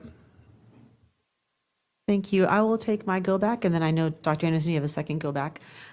So I just wanted to say briefly, first of all, I really appreciate, I think that I'm hearing a board consensus around re-engaging is what I'm hearing. So I think that is the path forward. So I'm glad we have some time set aside for that. As part of this plan, I think it would be really helpful, not just to kind of, as Ms. Corbett Sanders, I think, mentioned, having a sort of project plan forward, so, because it is a very tight timeline, right? And recommendations for you as to the best ways to facilitate this. I'd love to also make sure that we're clear, and maybe this is working with Helen and with Lisa Youngblood Hall, on telling our community what exactly we are doing and what the purpose of this is and why we're doing it and how it ties to student success. And as you said, we want student success to be the center, right, of everything we do. So I think it's important, even in this work. I think a lot of us understand it, but I think we just need to be very explicit about that. So that way the community, we get the community's input, but we also get their buy-in to support the work. And that way, I think, is the best way to set up for success. So that was sort of my main point. I'm super excited. I'm really, this is, I think, what a lot of us started to do and wanted to do when we started this board. And we had a 2-year, as you said, tyranny of the urgency. And so I'm very, very excited to be doing this work. And I think we're at the right place to do this. So that's just my only thing. I don't want this, I think we're in this space where sometimes if we're not clear with our messaging, people make presumptions that may or may not always be correct. And I think this work is so important and can be so seminal in taking us to that next step or to our new future. I think you call it the preferred future, I think it's important that we're clear to our community what we're doing and how important their role is in what we're doing. This will only be successful if it's transformational and not transactional. Absolutely. Thank you. With that, Dr. Anderson, you to go back, and then I would say after, if no one, and Ms. Corbett Sanders. Thank you. This is very brief, and I'm glad to follow what you just said in terms of this being transformational and not transactional. Some of this may be a departure for our school staff who are accustomed to doing things a little bit differently, that everything will change for them in order to better align the system. My question to you is, how will that change be managed so that it's not jarring to staff, but rather articulated in a manner that they see the urgency around this work and that it could still be aligned with visions of the schools? Again, it's that balance of where our schools are with being autonomy, with having a consistent expectation across the division. But either way, people are coming to this work from all different ways. You'll have people who will just, yes, I'm on board, they'll just jump right in, and then you'll have the folks who adopt a little bit later. But either way, how will that change be managed so that our staff is not jarred from what they're accustomed to? So what we know to be true, and that's a fabulous question, right? Change management is going to be a key that undergirds the success of a process. Both the process of developing a strategic plan and then implementing it. Because too often, I think, after we get a strategic plan developed, we think, oh, whew, we've done all that work, and now we have a plan.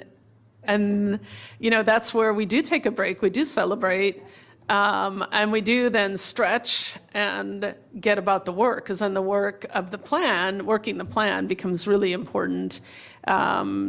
And so I think about it as boat building, right? We spend all our time building the boat, but we really built it to get to the other side of the lake, right? So then the work is to put it in the water and get it to the other side of the lake. So ideally, we build a boat that actually is seaworthy, and so that when we all get in it, that it actually, we're able to row it to the other side of the lake. So having said that, change management will be key. I think relying heavily again on research. Bridges' work around change management and managing transitions, I think is a really, not an exhaustive primer, but certainly a steady and reliable one around defining what's ending and defining what's beginning, and then managing the energy in between. So I think we'll want to be very clear, transparent about what's ending and transparent about what's beginning, and the excitement about what's beginning. Hopefully what is created inspires us to be willing to leave some things behind.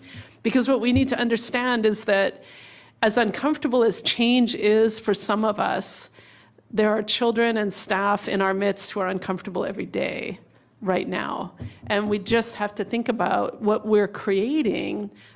If it creates a situation where maybe different people are uncomfortable for a moment, right, so that all of us can be more comfortable, what an amazing opportunity that is. But that's going to take an incredible amount of communication, and communication from all of us, and all of the leadership team. Again, we have to be able to, I think, speak with as much as possible one voice about the change. If the change sounds different from each of us, it's going to be more confusing for people.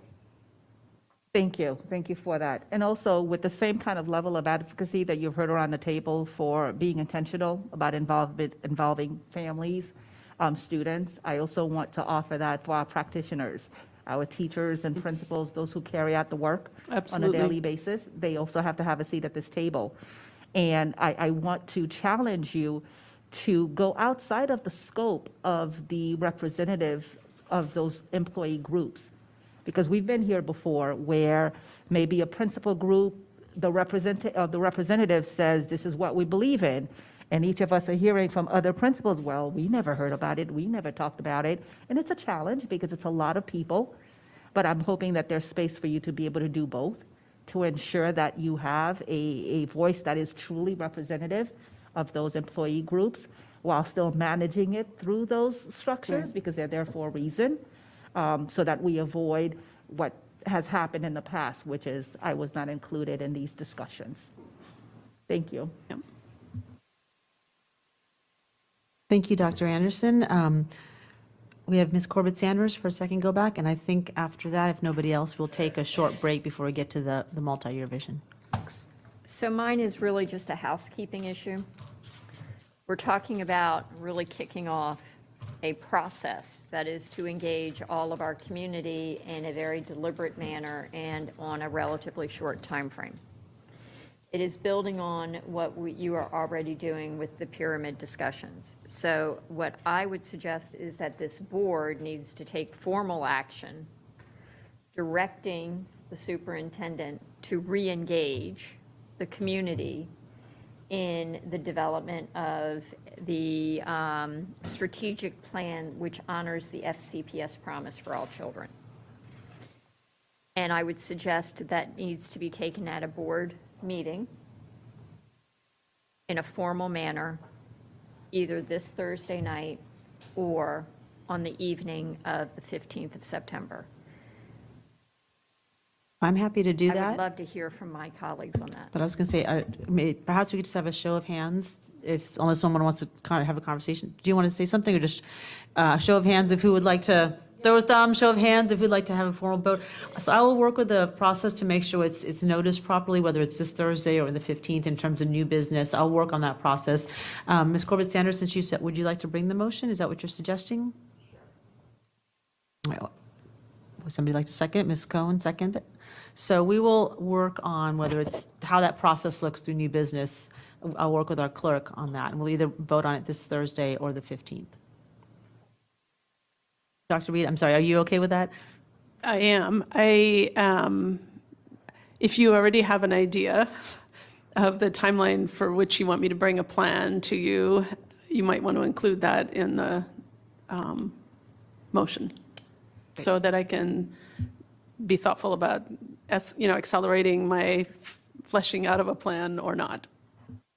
And if that's the case, we do need 48 hours to notice. I would notice it today so that we can at least kick it off so that we're not, if we wait until 2 weeks, then we've lost 2 weeks in the ability to do that. I will talk to our clerk after the meeting, Ms. Corbett Sanders, and we'll make sure we get on as soon as we can, and we'll, perhaps Dr. Reed and I will discuss as well. Thank you for that, and we'll make sure we get it on as quickly as we can. All right, with that, I see no other second go back, so I would suggest we take perhaps a 10-minute break, and then we can come back at, we'll take 12 minutes. I'll give you until 2:20. I know, I'm so generous today. And we'll come back, and we'll finish off our conversation with Dr. Reed, sort of talking about her multi-year vision with our initiatives. And then we may be done before 4, knock on wood, but we have until 4 today. So with that, we'll take a break.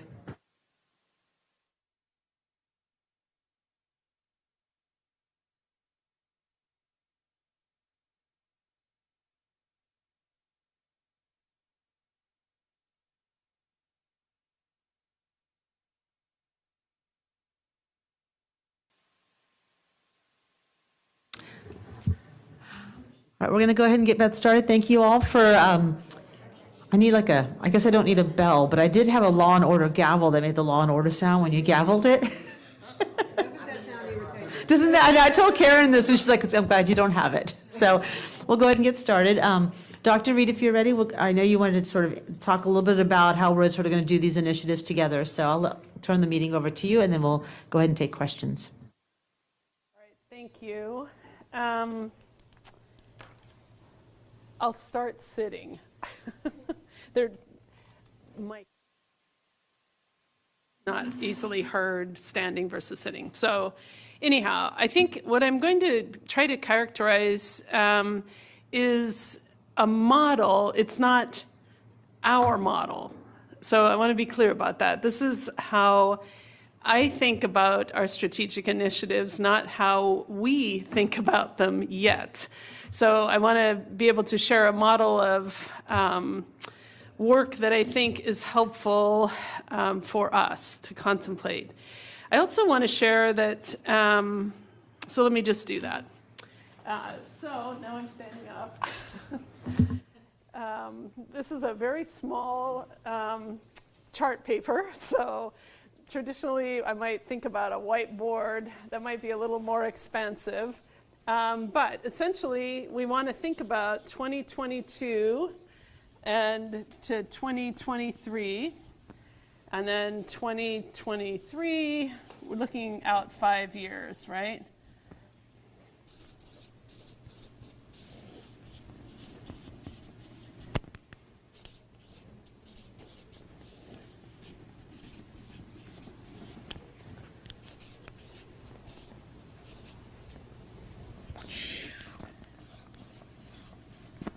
So when I think about work, when I enter a division, I often think about what are the big buckets of work that we are contemplating doing, and then how do they happen over time? Because if we think about only what's in, chills. I know this idea gives me chills too. Yeah, it's very exciting. So when we think about the work, we have to think about time for thoughtful development of the work, implementation of the work, and then review and revision of the work, which is the Plan, Do, Check, Act cycle that we talked about in Goal 4 and Instructional Services uses. It's a cycle of inquiry, right? We can call it a lot of different things. But essentially, it's a development phase, implementation, review, and revise phase. And so you can't do that all at once. And to your point, Dr. Anderson, what kind of change management? I think it's the ability to be as transparent about the changes and how we're going to manage those. So when I think about the big items that we have coming up, we've talked now about the strategic plan, right? We know that that's something that's going to be important. So in this case, we might think about the development of the strategic plan in this 2022-2023 year, right? So then if I'm logically thinking about that, what am I going to do with that here? Well, I'm going to be implementing, right? So I would think strategic plan, and I would be implementing in this year, right? And honestly, the board, I think you could create another layer. This could be many layered for the board table, but the board has to think, this is a big, big year for the board. You're going to be engaging linkages, really active. Not quite as much in the implementation. The management side takes a much bigger hit here in this second year, though you're going to be working on accountability structures for that. So then here we have strategic plan, right? And now we're reviewing, we're monitoring, revise, review, monitor, and adjust. And that continues. So you might say, well, we've kind of laid out strategic plan work. However, and then you'd look at the penultimate year, because you always look at the penultimate year of a strategic plan to plan forward. So that's a strategic plan. We call it an anticipatory set, a plan forward. I don't know what you refer to it here as. But it's an anticipatory set because then you're in your last year of the plan in the next year, and you want to make sure you are clear about how you're going to go the next 5 years out. You don't want to wait till your plan has, has sunsetted or expired before you start planning again, because then you've lost your rhythm of the work cycle. So develop, implement, revise, review, anticipatory set, penultimate year, transition year, ending current and beginning the new, right? Like you may have different measurements. You may have a goal you change out. You may want to decide here, do we recommit? Do we refresh? Do we re-engage? So that you have a year to plan it, and then you move seamlessly into it. So you manage change. To your point, Dr. Anderson, organizations respond better to smooth change than cliffs and, change that feels shocking, perhaps. So what I will also say is we would be remiss, I'll pick a different color, we would be remiss if we thought that the global division level strategic plan is all to attend to. I would argue that this is the development, this is the division commitment here, so I would even color code division versus school-based, but maybe the school-based required linkages happen 2 years out. The division focuses in the first year with sort of a optional school goal, and then it's no longer optional here, right? So we have to think about how does the waterfall, in leadership we talk about the waterfall effect. When does the division take something on? When does it optional for schools? And then required for schools, required division, right? So we might say required division, optional school site, and then here required division, required school, right? So schools know I get to practice here, I get to get supports, help, research, find out feedback so I get clear what I'm expected to do, because now I'm going to have to do it because it's going to become part of formal accountability here for me, right? And so there are layers of planning I think that are important. So let me stop with strategic plan for a moment because that's not the only work we're doing. Collective bargaining, right? We have to, I guess I don't have enough colors. Ms. Sizemore-Heiser, do you want to do questions now, or I'm going to defer to how you want to manage the meeting?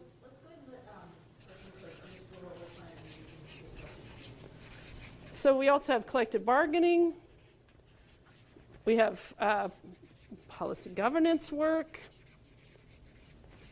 And we have what we call MTG work, mind the gap work, student achievement, our equity work, and so forth. Collective bargaining, I'm not sure where we are yet this year, and that team is working on that, but if we again consider this year perhaps as collective bargaining development, right?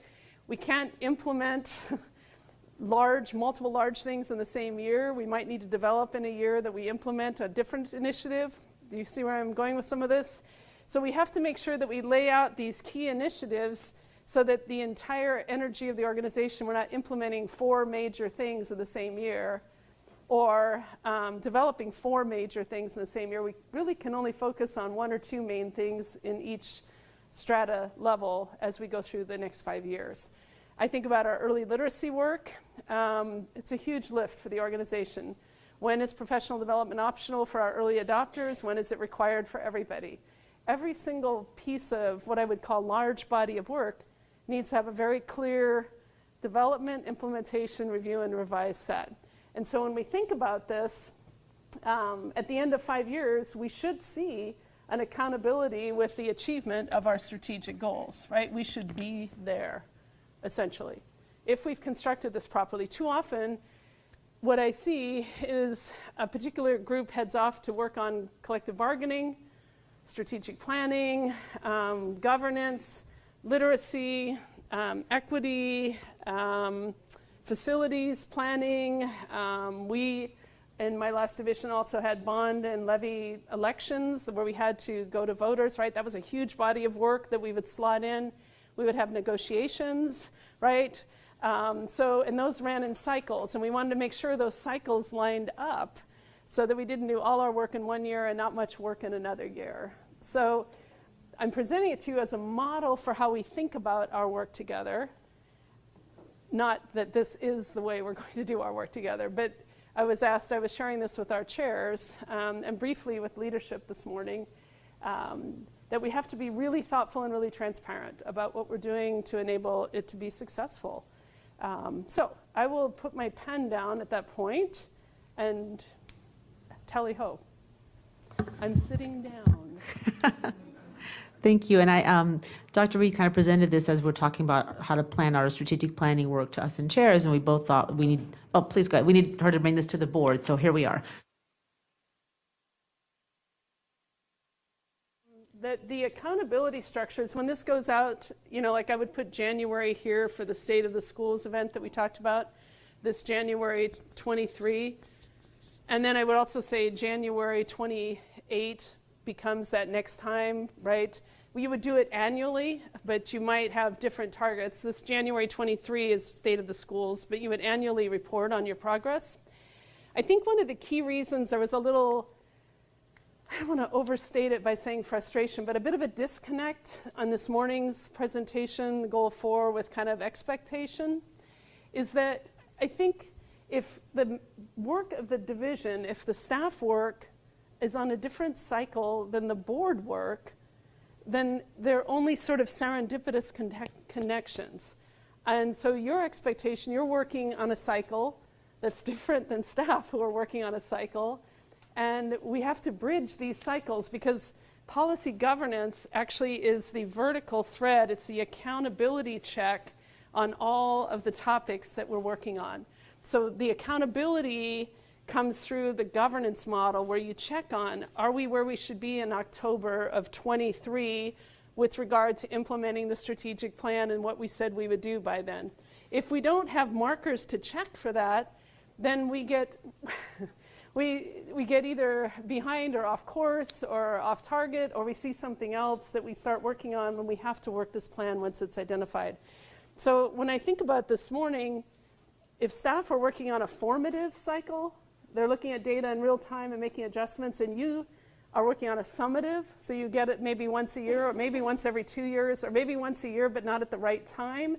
So then you get excited about what you see and want certain actions to happen, but the staff's already moved on because they're in this formative cycle. So we're not set up to effectively collaborate or meet, honestly, effectively your expectations.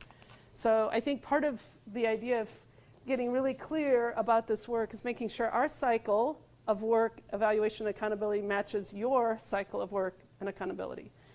This was roughly sketched. I have a different version maybe somewhere at home that I think about in ways that I think about how to frame things. We, I think, need to come up with what it looks like for us so that we can make sure we're on the same page. So, thank you.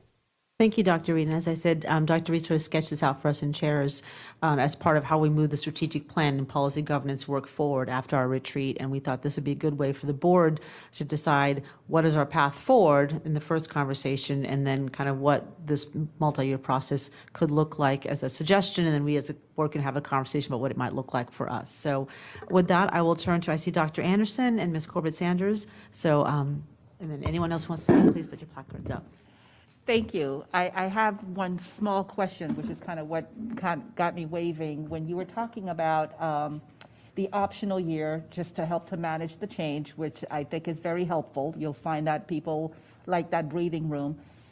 You did not also follow up with, in terms of how that impacts what you've written in green, because you can only have a partial monitoring if you only have part of the division being engaged.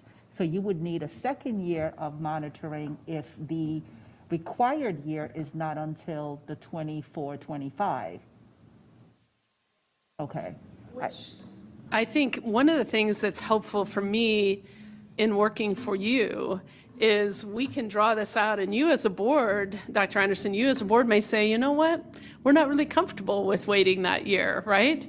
And so that would, we want a formal review. Well, we're going to review it each year, but we may want to not be optional, right? That's a conversation all of us have to have, and the pros and cons of that. You may ask me, do we have to be optional? Is there a benefit? What's the cost benefit of just moving in that direction? And maybe in my last division, do you know, I'm standing up.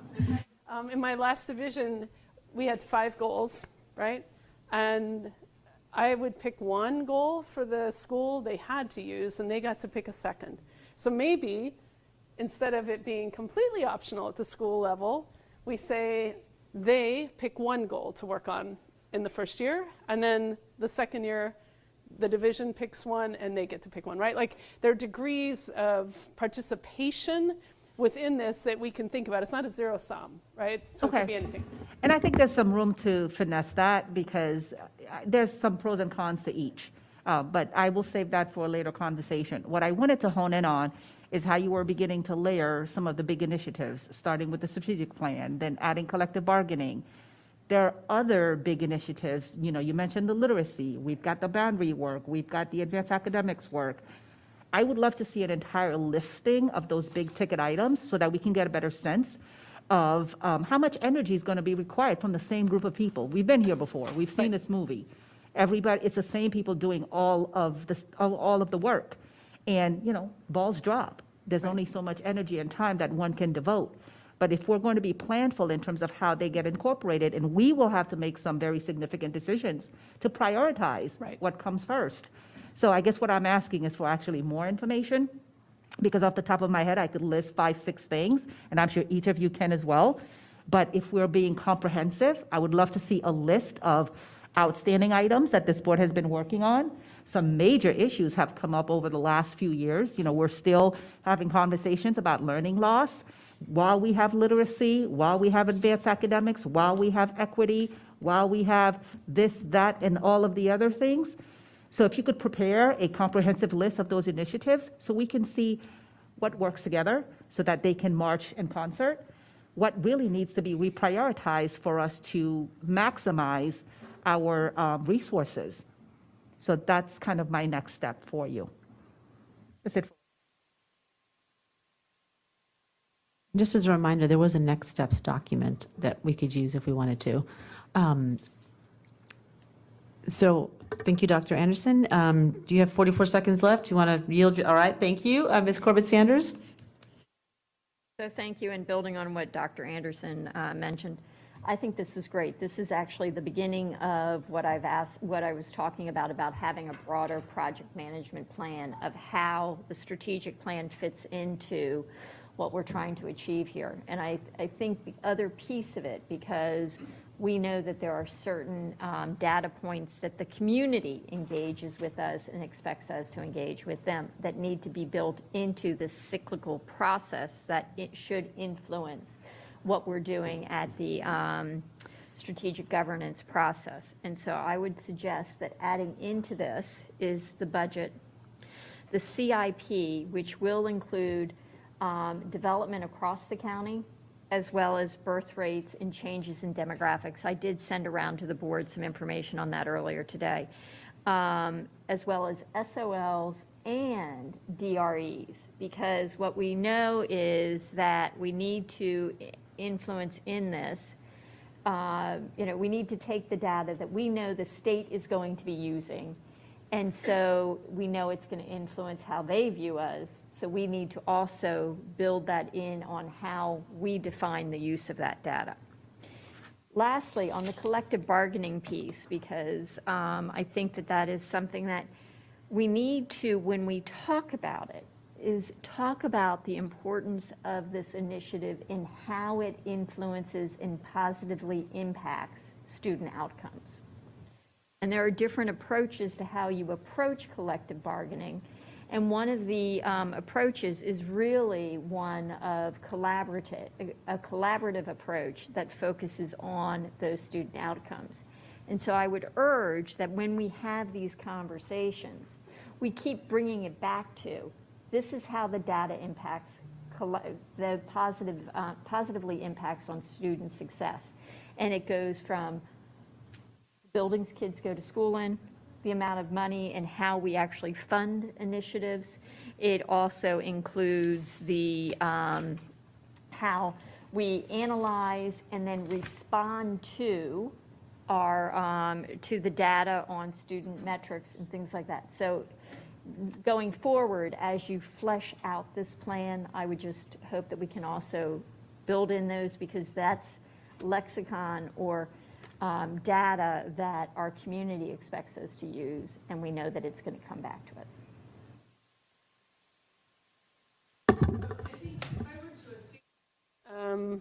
Collective bargaining and run it through.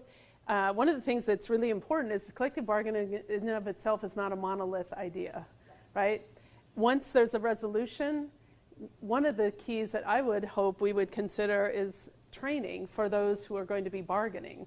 And that's a process to learn interest-based bargaining, for example, both for our district staff leadership and our association leadership, going through training together on what is interest-based bargaining and how do we effectively use it to improve our outcomes and our workplace, right? So that this is the division that people obviously want to be. So collective bargaining is not a monolith. It's not like, okay, we're going to develop it, implement whatever. We also develop it. We have to provide training for it. Then we have to actually begin drawing straw design, modeling, to effectively learn to bargain.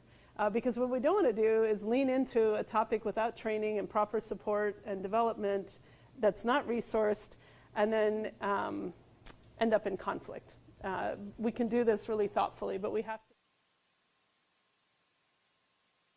that are doing a major, anyhow, to your point.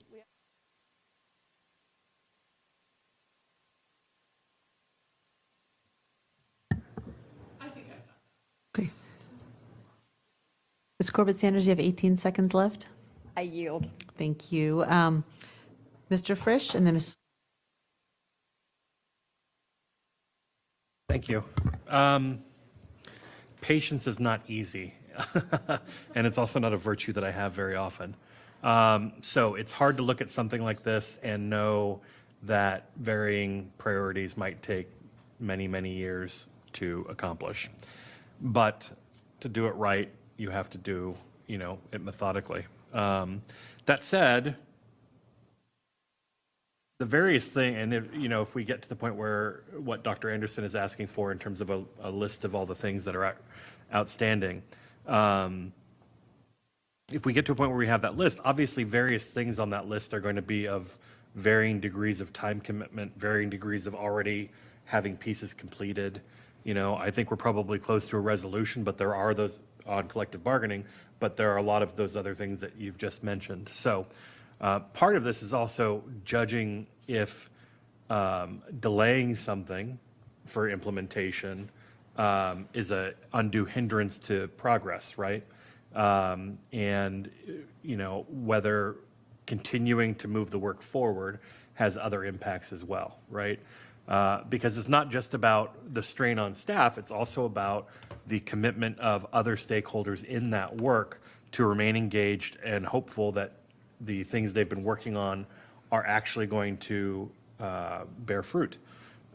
So just keeping that in mind, I'm looking forward to digging into this more deeply as we kind of go forward. I think it is refreshing to have this approach to project management, and I think the community will respond well to it, especially if we're articulating this in a way that is transparent, as we are here in this meeting, and as we put meat on the bones for them to look at. You know, here's what we're planning for these various initiatives, and then when this board sticks to that work, it will send a message that we're serious about planning these things and executing them well. Thanks. Great. Thank you. Ms. Cohen, followed by Ms. Amesh.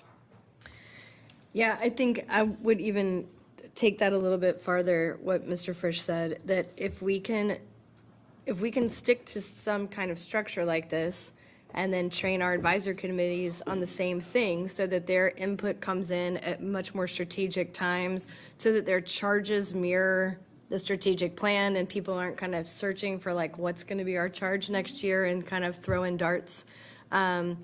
If they feel that same engagement back, that the work is meaningful, I think we really do fairly have some folks who have participated in our committee work and have no interest in it anymore because they don't see any change as a result of it. So I feel like the same thing, if we can collectively work that way.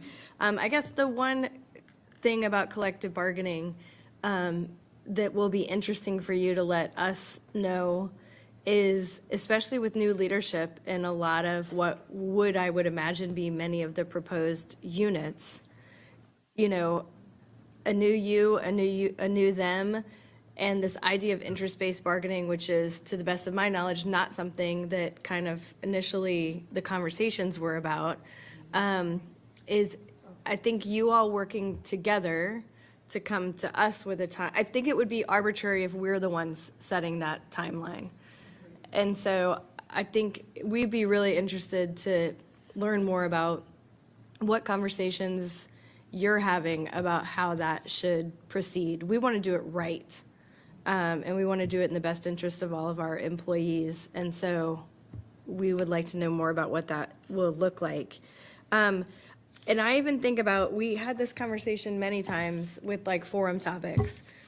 And one of us will have a one-off idea of something or a passion about one particular thing. And in presenting the forum topic, you tie it into the strategic goal. But right now, the strategic goals are open enough that I can say gun violence is part of a caring culture, right? I mean, that's not really a metric that's in there. I would say it is certainly part of a caring culture, but it may not be necessary. We've also run staff off in different directions that may be part of a larger whole and could have been wrapped up in work that we could have foreseen. And someone says, oh, Laura Jane and Carl, that's your passion. Well, good news. We have information coming up that we're changing the curriculum on X, Y, and Z, and there's a place for you to have input there. So I kind of see us, I think we all felt like after the pandemic, this push of like, oh my God, here's all the things that we came here to the board with these close to our heart and things that we needed in our minds to have some concrete movement on. And they all became very scattered. And to I don't know, Dr. Anderson, no, Ms. Corbett Sanders' point about the same people doing the same work then, and then we say, well, why didn't this happen? So I think our system of accountability has also not been reflective then of who and how the work gets done. So that was helpful to us as a board to learn more about that. Great, thank you. Anything you want to add, Dr. Reed? It's correct, right? Like, I think that at times we create our own frustration out of good intent, right? We all have a myriad of things we want to accomplish. So well said. I think that we'll leave it Thank you, Dr. Reed. Ms. Omesh? Yeah, thank you. And thank you for presenting this. I actually wanted to comment on the moment, just in that, I guess over the years, any distrust that was built in the community kind of came from not understanding our thinking process, skepticism around how we arrived at where we arrived. So I actually think that I'd love to see even more of this, of you're talking through your thinking, and that instills trust inherently. So that's wonderful. So just commenting on this, building off of what Laura Jane was saying, I think we're going to really need to identify a prioritization process that people can believe in and trust, because this is conducive to loudest voices, most persistent advocates get their priority, becomes the annual priority. That's a big deal. So I just wanted to put that out there. My equity red flag was, raised. So that's something I would hope can complement this. And then just knowing the appetite in our community for things happening now, all the time, everything immediately. I'm wondering if, and this is a question really, do you think of this in terms of buckets as well? I know you mentioned that maybe you'd want the entire division focusing on certain overall priorities, but could it be that, the next big goal for facilities and budget is boundaries or something? And then, for food and nutrition services, and special services, it's something else, I'm just thinking realistically, maybe there will be almost like sub-projects. You've got the big one. Yeah, so I see you already wanting to comment, I think, so please, go ahead. So we've already begun discussing, and will become more clear by early September, but each department will have the opportunity to select a KPI, is the language I use, a key performance indicator that the department will choose this year, right? Something that they would like to measure, that we have a baseline on, that they're going to exert a theory of action, and then report on at the end of the year that whatever progress was made, right? And then the following year, I'll select one, and they will select one, right? So, but I think each department has to commit to that understanding of a theory of action and work within their department. So to your point, I hadn't thought about calling them buckets, but I think the picture is certainly clear. Every department has to be focused on understanding that we must have a baseline that's actual data, not a cardiac assessment, right? Like in my heart, I believe. But a data point that's measurable and objective, and then a theory of action that at the end of the year we'll have the opportunity to celebrate with them. And then the next year, again, we want to think about a KPI that has impact, that if we improve that KPI, that 2080, right? That if we can attack that one, then that will raise other pieces of the department in a significant way. So 2 years out. So I kind of have this thinking for that work as well that says, this year they choose one and we practice the skill of measuring, right? And theory of action. A year out, I have a little more skin in that game, right? Because then I'll actually know more about the division. I don't know that I would pick a good KPI today.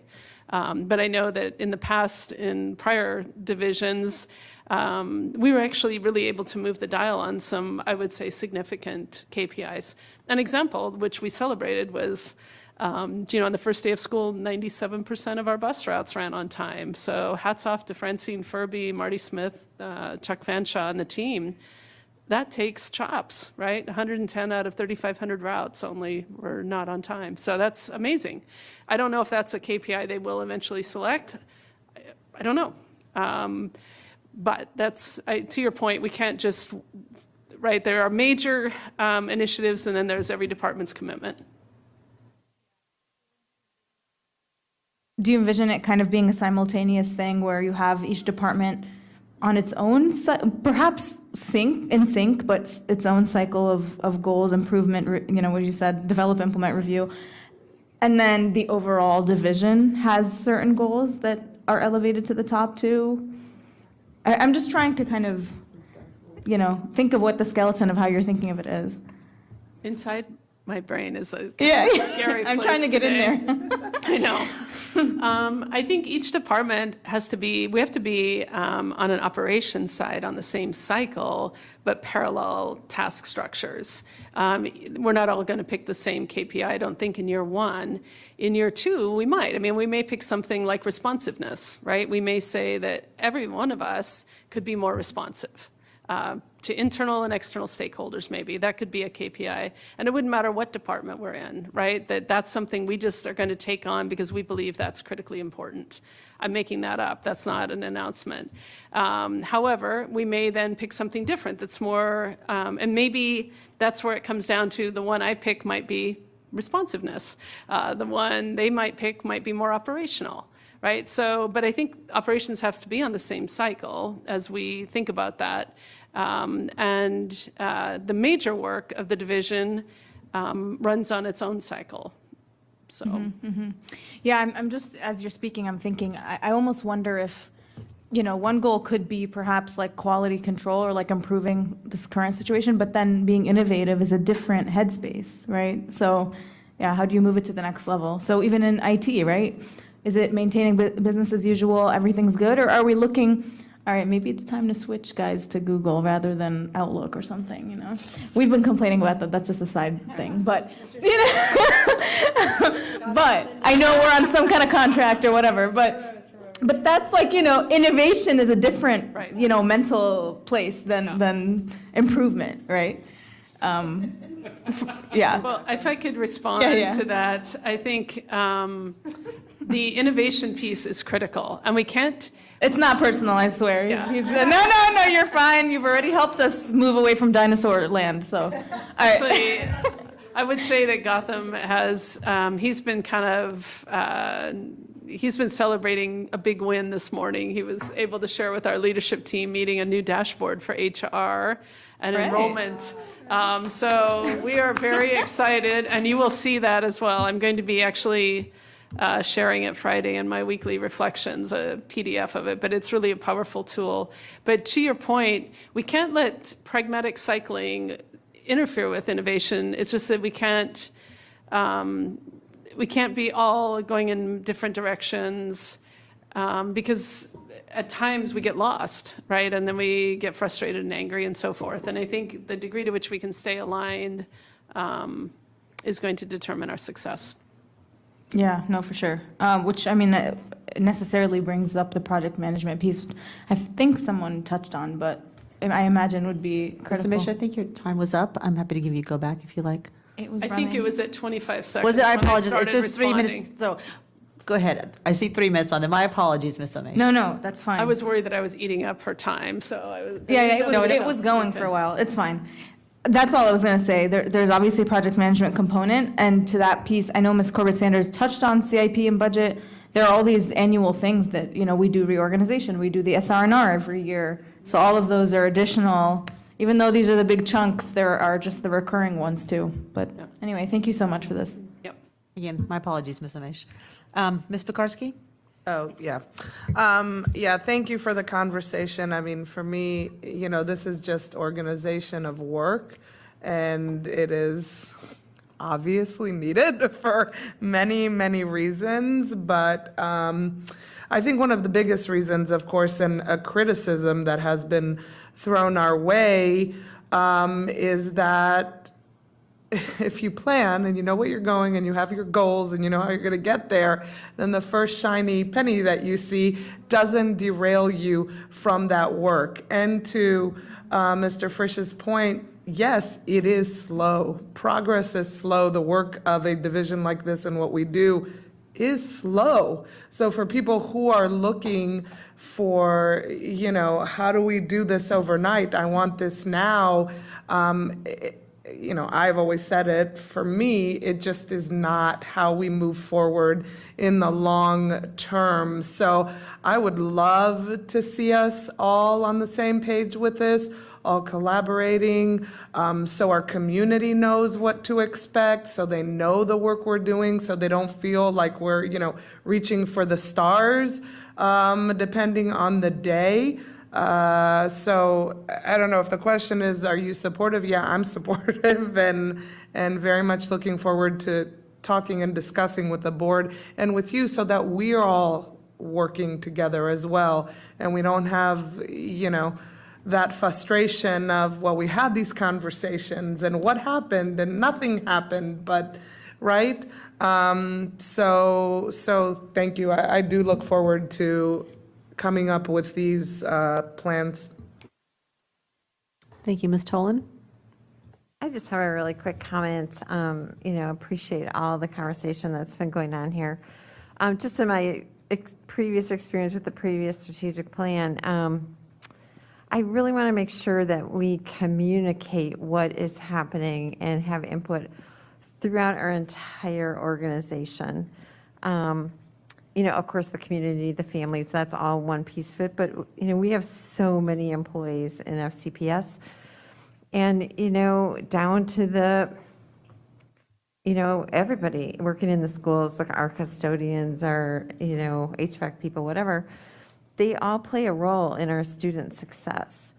And so, in my experience working here had been we had a interdepartmental, collaborative team that worked really well together. And we actually spent hours looking at, facility sustainability strategic plans from like 10 other school districts to try to figure out how we were going to put together our work until we finally pulled out the FCPS strategic plan. And it was like, oh, you know what? We should be aligning what we're doing to this. And when we really discussed it and looked at it, I think that the people in, facilities in that situation, food and nutrition services, they hadn't really been necessarily brought along through that strategic planning process. And they really appreciated that understanding of what the strategic plan was for the division and how the work they were doing fit in and how, they could augment it. So I feel really strongly about that I want to make sure that we do that. Great. Thank you. Do you want a comment back or? Just yes, ma'am, right? Like I agree 100%, and everyone has a perspective because when it's written, we all own its success. Great, thank you. I will go ahead and take my turn. I've got one go back on the list. If you want to go back, please let me know and just put your placard up. I'm really excited about this. I think when you presented it in chairs and as I've been thinking about it, the difficulty is, right, what we talked about, which is how do you do the work while planning for the work in a thoughtful way, right? And I think, and I can't remember who brought up the question about forum topics, and I think we all have this, I think this Ms. Cohen, this passion for doing some work, but then you end up problem solving. I think that came up in our last retreat all the time, as opposed to kind of strategic planning. And how do you find that balance? Because you don't want to ignore problems, obviously, right? But you also want to make space and time for that strategic planning. So what I like about this, and as I think Dr. Anderson brought up our sort of outstanding initiatives, is I think there's space in what you call the mind the gap, right? What is a problem we need to address now, or things we need to address for the community now? I think Ms. Corbett-Sanders brought up, Ms. Keys-Gamarra, I'm blending together. How do we make sure the community knows who we are now, what's the work we're doing now, how are we making sure coming out of COVID that their students are taken care of and we're addressing the students' needs and their academic success, right?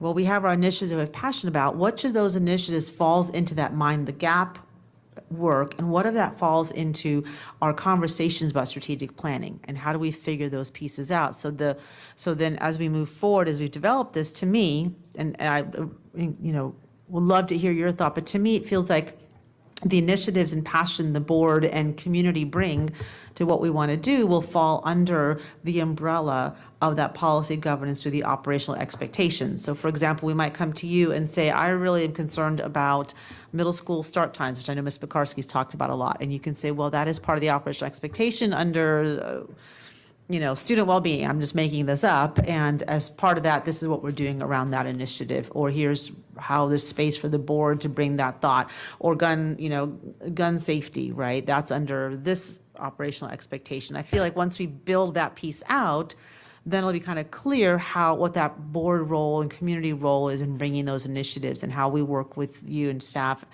on that. And that will also be revised through our governance manual too, or maybe not revised. As we do the work, we'll see if revisions are needed, I should say. So I think it's, for me, a little, how do we, in this moment when we're kind of doing this big transformational work, not let the initiatives and problems derail that, while not letting that work derail addressing current issues. And I think that's the tension we're going to have to figure out as we move forward. But to me, I feel like to do this transformational work that I think we need to do, in some ways getting back to what we have in our governance manual with the operational expectations, and in some ways re-engaging with the strategic plan because it's been several years, I think that should be the primary focus, and we make sure we mind the gap to address the current issues.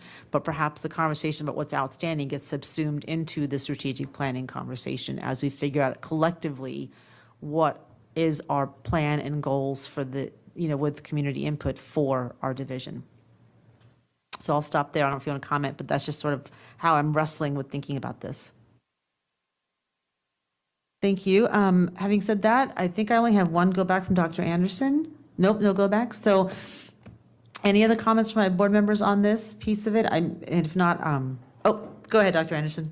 I didn't have one, but something did occur to me. Again, timetable, what are you thinking in terms of trying to find this for us to wrestle with and for us to help to prioritize and to kind of see what the buckets are where some of the things we may want to bring forward would fall? So great question. I think this work I have roughed out just in my own thinking as part of coming into a division. I think that this would be something I would expect to have more firmly in place in January after spending this fall, right now, focusing on the entry plan and getting the strategic plan framework to you shortly so we can begin that work. And this would be likely something that would be daylighted in the January State of the Schools event. And I would want to make sure in December, if not before, the board has plenty of lead time, because at the end of the day, you need to make sure that we vet this together, because that becomes our thinking, right? And I also want to make sure that the level of pragmatism isn't overstated. I think even though we're going to stay here, the comment around innovation was not lost on me, right? That's still important. And I think about the strategic plan, and I can't remember what meeting I was in at this point, but I think we use the example of, let's say our goal as a group is to be in Boston by 5 o'clock Saturday night, right? Saturday night, Boston, 5 o'clock. I do not expect that every single one of us are going to take the same path to Boston Saturday night at 5 o'clock. Right? Ms. Cohen may fly, Ms. Pekarsky may take the train, Ms. Omesh may drive and stop at 4 tourist attractions, Mr. Frisch may hitchhike, I hope not. I'm not going to encourage dangerous behavior. But the point is, we may all stop at different places to eat, different places to rest. If we all get there at 5 o'clock Saturday night, we have achieved our goal.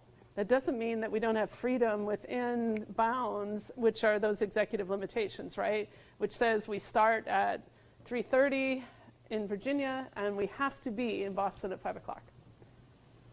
All of the rest of it, you define what my parameters are to get there, but as long as we get there, we're there, right? So this isn't about creating lockstep everything for everybody. It's about saying, this is where we expect to be, this is when we expect to be there, and, right, if we're not there, I need to be able to explain to you why we're not there, why we're stuck in.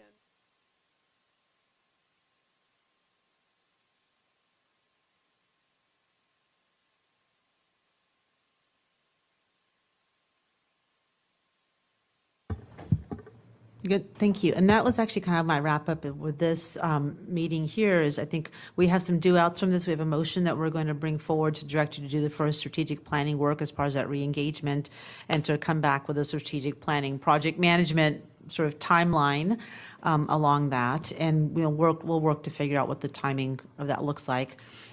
And then the other sort of due out from this is we will build, we'll have conversations in our strategic planning work sessions around this with the goal of after in maybe November, December, to bring it out to the community in January. But this is fungible as we work on this and figure out that doing while planning process.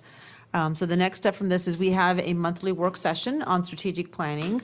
And we actually have our fall retreat planned for September 20th. The September's work session will actually be our retreat for the fall retreat, which we'll talk both about the next step for strategic planning and policy governance. So I think we have a path forward, Dr. Reed. I think we have a path forward. Thank you for the great conversation. We are finishing 48 minutes early. So, and with that, this meeting is adjourned.